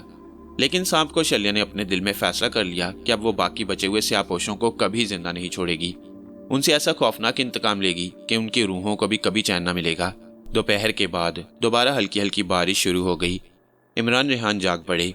सांप को शल्या भी उनके पास आ गई। वो बैठकर सोचने लगे कि उन्हें स्यापोश चीफ और उसके साथी का कहाँ सुराग लगाना चाहिए। अब उनका निशाना स्यापोश चीफ ही था, क्योंकि वही मिशकाली की मौत का जिम्मेदार था। सांप को शल्या ने मशवरा देते हुए कहा, मेरे ख्याल में तो हमें एक बार फिर भारत माता के मंदिर में ही जाना चाहिए, क्योंकि स्यापोश चीफ मंदिर के पुजारी गुंजाल से मशवरा करने उसी जगह आएगा। इमरान कुछ सोचकर बोला, ठीक मशवरा है तुम्हारा कौशल्या। अगर स्यापोश चीफ वहां ना भी हुआ तो पुजारी गुंजाल तो वहीं होगा, उससे हमें स्यापोशों के खुफिया अड्डे का पता मिल जाएगा। रेहान कहने लगा, क्या ख्याल है, मुझे तुम्हारे साथ चलना चाहिए या इसी जगह रहना चाहिए? इमरान ने कहा, मेरा ख्याल है कि तुम्हारे साथ जाने की जरूरत नहीं, मैं और कौशल्या ही काफी हैं, तुम मकान पर ही ठहरो। सांप कौशल्या ने भी रेहान के पीछे रहने का ही मशवरा दिया। अब वो रात का अंधेरा होने का इंतजार करने लगे, क्योंकि वो रात के वक्त मंदिर में जाना चाहते थे। उन्हें उम्मीद थी कि रात के वक्त ही स्यापोश चीफ या पुजारी गुंजाल वहां आएगा। जब शाम हुई तो इमरान ने खाना खाया। दोनों मिशकाली की कब्र पर गए, दुआ मांगी और रेहान से कहा, रेहान तुम मकान के तय खाने में ही ठहरना और पिस्तौल अपने पास रखना। हम गाड़ी लिए जा रहे हैं और गाड़ी को रास्ते में किसी जगह छोड़ देंगे। जब रात का अंधेरा जंगल में पूरी तरह छा गया तो इमरान ने सांप को शल्या को अपनी गर्दन में लपेटा। रेहान को एक बार फिर अपनी ही हिफाजत करने की ताकीद की और मकान से निकलकर नदी के पुल पर से गुजरते हुए गाड़ी में आकर बैठ गया। गाड़ी जंगल के कच्चे रास्ते पर आहिस्ता आहिस्ता बड़ी सड़क की तरफ बढ़ने लगी। आधे घंटे बाद वह जंगल से निकलकर बंबई शहर की तरफ जाने वाली सड़क पर आ गया। सांप को शल्या ने मशवरा दिया कि उन्हें गाड़ी पुराने मंदिर के आसपास ही छोड़ देनी चाहिए। इमरान ने सर हिलाकर गाड़ी को खामोश अंधेरी रात में गीली सड़क पर डाल दिया। बारिश आहिस्ता आहिस्ता हो रही थी। काफी देर तक सड़क पर सफर करने के बाद इमरान बम्बई शहर के मुज़ाफ़ात में दाखिल हो गया। यहाँ से दूर बम्बई शहर की रोशनियां झिलमिलाती नजर आ रही थीं। भारत माता का मंदिर अब करीब आ रहा था। सांप को शल्या ने कहा, मेरा ख्याल है इमरान, आगे एक खाई आएगी, हमें गाड़ी उस खाई में डाल देनी चाहिए। वहां से भारत माता के मंदिर की तरफ जो कच्ची सड़क जाती थी उसके करीब ही एक गहरी खाई थी। इमरान ने खाई के किनारे गाड़ी खड़ी की, बाहर निकलकर दरवाजा बंद किया और फिर गाड़ी को आहिस्ता से खाई में धकेल दिया। गाड़ी लड़खड़ाती हुई खाई में जाकर उलट गई। उसे आग न लगी, ये अच्छी बात थी, वरना वहां इस आग की वजह से काफी रोशनी हो जाती। इमरान अपनी गर्दन में सांप को शल्या को लपेटे तारीकी में दरख्तों के पीछे से गुजरता हुआ भारत माता के पुराने मंदिर की पिछली दीवार के पास आकर रुक गया। उसने सांप को शल्या से कहा, तुम अंदर जाकर देखो कि वहां से आपोश या गुंजाल पुजारी मौजूद है। मैं यहाँ तुम्हारा इंतजार करता हूँ। इमरान वहीं एक दरख्त के पीछे चुप कर बैठ गया। उसके ऊपर शाखों ने छतरी बना रखी थी, जिसकी वजह से उस पर बारिश नहीं पड़ रही थी। सांप को शल्या इमरान की गर्दन से उतरकर सीधी भारत माता के मंदिर की ड्योढ़ी में आ गई। उसे सिर्फ एक ही खतरा था कि कहीं भारत माता की मूर्ति के जादू का उस पर भी असर न हो जाए। वह दीवार के साथ लगकर आहिस्ता आहिस्ता सीढ़ियों पर रेंगती नीचे मूर्ति वाले तहखाने में आ गई। यहाँ अंधेरा था, मगर सांप को शल्या अंधेरे में चबूतरे पर रखी भारत माता की मूर्ति को देख रही थी। मूर्ति बिल्कुल बेजान थी। वहां ना तो स्यापोश चीफ था और ना गुंजाल पुजारी ही था। सांप को शल्या दीवार के साथ लगकर कुंडली मारे खामोश बैठी सोच रही थी कि अब उसे क्या करना चाहिए। सामने वाली दीवार के शगाफ में से जो सुरंगनुमा रास्ता जाता था, सांप को शल्या उधर जाना चाहती थी, लेकिन उसे हर वक्त यही दड़का लगा था कि कहीं मूर्ति की आंखों से रोशनी न निकल आए और उस पर कोई जादू ना हो जाए। 2-3 मिनट सांप को शल्या खामोश बैठी रही। जब उसके दिल को यकीन सा हो गया कि मूर्ति बेजान है और वो उस पर जादू करने के काबिल नहीं, तो वह दीवार के साथ साथ रेंगती सुरंगनुमा रास्ते में आ गई। उसी सुरंग में से निकलकर स्यापोश और पुजारी गुंजाल उस रात आए थे। सांप को शल्या सुरंगनुमा रास्ते के अंधेरे में आगे बढ़ती गई। एक जगह उसे सुरंग की दीवार में धीमी सी रोशनी नजर आई। सांप को शल्या आहिस्ता आहिस्ता रेंग कर दीवार के करीब आई तो उसने देखा कि यहाँ एक छोटा सा खिड़की की तरह का दरवाजा था जो बंद था। रोशनी उस बंद दरवाजे की दर्जों में से निकल रही थी। सांप को शल्या ने अपनी आंख बंद दरवाजे की एक दर्ज से लगा दी। उसने देखा कि दूसरी तरफ एक छोटी सी कोठरी में मोमबत्ती रोशन थी। पुजारी गुंजाल एक इंसानी खोपड़ी थाली में सामने रखे पालती मारे बैठा मुंह ही मुंह में कुछ बड़बड़ा रहा था। शायद वो कोई तिलिस्मी मंत्र पढ़ रहा था। सांप को शल्या सोचने लगी कि पुजारी गुंजाल तो मौजूद है, मगर स्यापोश चीफ यहाँ नहीं है। मगर इस पुजारी से स्यापोश चीफ का पता लग सकता है। इसके लिए पुजारी गुंजाल को अपने काबू में करना जरूरी था। सांप को शल्या को यह खतरा भी था कि कहीं पुजारी गुंजाल उस पर कोई जादू ना कर दे। इतनी देर में पुजारी गुंजाल उठा। उसने खोपड़ी वाली थाली उठाकर ताक में रखी और कोने में रखी हुई संदूकची खोली और उसमें से करेंसी नोट निकालकर उन्हें गिनने लगा। पुजारी गुंजाल का चेहरा खुशी से फूला हुआ था। ये काफी नोट थे और यकीनी तौर पर ये नोट उसने स्यापोश चीफ से ही लिए थे। सांप को शल्या सोच ही रही थी कि अचानक कोठरी में वायरलेस के सिग्नल की टून की आवाज बुलंद होने लगी। पुजारी गुंजाल ने जल्दी से संदूकची बंद की और चारपाई के नीचे से वायरलेस सेट निकालकर उस पर किसी से बातें शुरू कर दी। गुंजाल कह रहा था, हेलो चीफ, क्या कहा? मैं आ जाऊं? क्या मेरा आना बहुत जरूरी है? अच्छा, मैं आ रहा हूँ, मगर मेरे 50,000 रुपये तुम्हें अभी अदा करने हैं चीफ। ओके, मैं आ रहा हूँ। सांप को शल्या के कान खड़े हो गए। ये स्यापोश चीफ ही हो सकता था जो पुजारी गुंजाल को अपने अड्डे पर बुला रहा था। सांप को शल्या जल्दी से पीछे हट गई। पुजारी गुंजाल बाहर निकला। उसने दरवाजे को बंद करके ताला लगाया और पीछे मूर्ति वाली कोठरी की तरफ आने के बजाय सुरंग में आगे की तरफ रवाना हो गया। सांप को शल्या अगर पीछे जाकर इमरान को इतला देती तो गुंजाल के नजरों से ओझल हो जाने का डर था। इसलिए सांप को शल्या ने यही फैसला किया कि वो गुंजाल का ताकुब करेगी। ये सुरंग जमीन के अंदर ही अंदर से काफी आगे जाकर जंगल में बाहर निकलती थी। बारिश हो रही थी। वहां एक काली जीप दरख्त के नीचे खड़ी थी। पुजारी गुंजाल जीप में बैठ गया। सांप को शल्या भी उछलकर जीप के ऊपर आ गई। काली जीप दरख्तों के दरमियान छोटी सड़क पर अंधेरे में एक तरफ चलने लगी। पेचदार रास्तों से गुजरती जीप एक पुराने पहाड़ी नाले का पुल पार करके एक घने जंगल के किनारे पहुंचकर रुक गई। पुजारी गुंजाल जीप का इंजन बंद करके बाहर निकला और दरख्तों में चलने लगा। सांप को शल्या उसका बराबर पीछा कर रही थी। एक जगह दरख्तों में एक शिकस्ता सा खंडर था। उस खंडर में आकर गुंजाल जीना उतर गया। सांप को शल्या भी उसके पीछे पीछे रेंग रही थी। नीचे एक तहखाना था। तहखाने में मोमबत्ती रोशन थी। दरमियान में एक तख्ते पर कोई लड़की बेहोश पड़ी थी। उसके पास ही सियापोश चीफ और उसका एक साथी सियापोश बैठे थे। उनकी स्टेन गन्ने पास ही रखी थी। शाम को शल्या ने दोनों सियापोशों को पहचान लिया। ये वही सियापोश थे जिन्होंने कौशल्या को हलाक करके उसके सीने से दिल निकाला था। सांप को शल्या की आंखों में इंतकाम के शोले भड़क उठे, मगर वो अभी हमला नहीं करना चाहती थी। वो पहले ये मालूम करना चाहती थी कि इस मकरू सियापोश गिरोह के बाकी कोई आदमी है या नहीं। सियापोश चीफ ने पुजारी गुंजाल को देखा तो बोला, गुंजाल, हम ये लड़की बड़ी मुश्किल से अगवा करके लाए हैं। यह अगरचे गरीब घराने की लड़की है, मगर बड़ी सेहतमंद है। इसका दिल हम एक पारसी बुड्ढे के दिल में लगाने वाले हैं। हमने 2 लाख पेशगी भी ले लिए हैं, लेकिन हमें खतरा है कि कहीं किसी जादू की वजह से इस लड़की का दिल भी पहले वाली लड़की की तरह गायब न हो जाए। दूसरे सियापोश ने कहा, हमें भारत माता की मूर्ति से इस पर कोई ऐसा मंत्र पढ़ा दो कि लड़की पर किसी दूसरे जादू का असर ना हो और इसका दिल इसके सीने में ही रहे। पुजारी गुंजाल ने झुककर बेहोश लड़की को देखा और फिर सियापोश चीफ से कहा, चीफ, तुम बिल्कुल फिक्र न करो। इस बार मैं भारत माता की मूर्ति से इस पर ऐसा तिलिस्म कराऊंगा कि अगर जादूगर सामने भी आ जाए तो उसका असर जाया नहीं हो सकेगा। सियापोश चीफ ने कहा, मैं सिर्फ ये यकीन चाहता हूँ कि जब हम इस लड़की का सीना खोलें तो इसका दिल गायब ना हो। पुजारी गुंजाल बोला, दिल इस लड़की के सीने में ही होगा और तुम उसे निकालकर बुड्ढे पारसी के सीने में लगाने में कामयाब हो जाओगे, मगर पहले मेरे 50,000 रुपये तुम्हें अभी अदा करने होंगे। सियापोश चीफ ने अपने साथी सियापोश की तरफ देखा। साथी सियापोश ने एक ब्रीफकेस कोने से उठाकर पुजारी गुंजाल की तरफ कर दिया और कहा, इसमें पूरे 50,000 रुपये के नोट हैं। जब यह मिशन कामयाब हो गया तो तुम्हें इसमें से भी 10,000 रुपये इनाम देंगे। पुजारी गुंजाल बड़ा खुश हुआ। उसने ब्रीफकेस खोल कर देखा। ब्रीफकेस नोटों से भरा हुआ था। ये सारे 100-100 के नोट थे। गुंजाल बोला, तुम लोग इस बेहोश लड़की के पास इसी जगह बैठो। मैं भारत माता की काले मंत्र वाली खोपड़ी लेकर आता हूँ। उस खोपड़ी की ध्वनि देने से इस लड़की पर अगर किसी ने तिलिस्म किया होगा तो वो हमेशा के लिए उतर जाएगा। सियापोश चीफ बोला, तुम जल्दी वापस आ जाना, हमें और भी बहुत से काम करने हैं। पुजारी गुंजाल ने कहा, मेरे पास जीप है, बस अभी गया और अभी आया। पुजारी गुंजाल ने रुपयों वाला ब्रीफकेस उठाया और तहखाने से बाहर निकल आया। सांप को शल्या पहले ही से बाहर आ गई थी। सांप को शल्या जल्दी से जीप की छत पर बैठ गई। पुजारी गुंजाल जीप जंगल में से गुजार कर अपने मंदिर में वापस आ गया। जो ही वो सुरंग में दाखिल हुआ, सांप को शल्या तेजी से रेंगती हुई इमरान के पास जा पहुंची। वो दरख्त के पीछे परेशान बैठा था। सांप को शल्या ने उसे सारा वाकया सुना दिया और कहा, जल्दी से जीप के पास पहुंचो, मैं गुंजाल को उसके गुनाहों की सजा देकर तुम्हारे पास आती हूँ। इमरान ऊपर से होकर सुरंग के दूसरे दरवाजे पर खड़ी जीप के करीब ही छुप गया, जबकि सांप को शल्या मंदिर के अंदर से होकर सुरंग में दाखिल होकर पुजारी गुंजाल की कोठरी में आ गई। उसने दरवाजे की ओर में से देखा। गुंजाल ब्रीफकेस में से करेंसी नोटों को निकालकर संदूकची में बंद कर रहा था।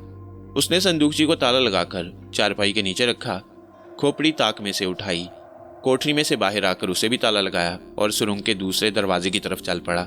सांप को शल्या के इंतकाम का वक्त आ गया था। उसने उछलकर पुजारी गुंजाल की गर्दन पर छलांग लगाई और उसकी गर्दन पर गिरते ही डस दिया। सांप को शल्या ने काफी जहर गुंजाल के जिस्म में दाखिल कर दिया, जिसका असर यह हुआ कि गुंजाल का सारा जिस्म एकदम सुन्न हुआ और धड़ाम से नीचे गिरा। खोपड़ी उसके हाथ से छूटकर दूर जा गिरी। सांप को शल्या ने एक बार फिर पुजारी गुंजाल की गर्दन पर डस दिया। इसके साथ ही गुंजाल के जिस्म ने फटना शुरू कर दिया।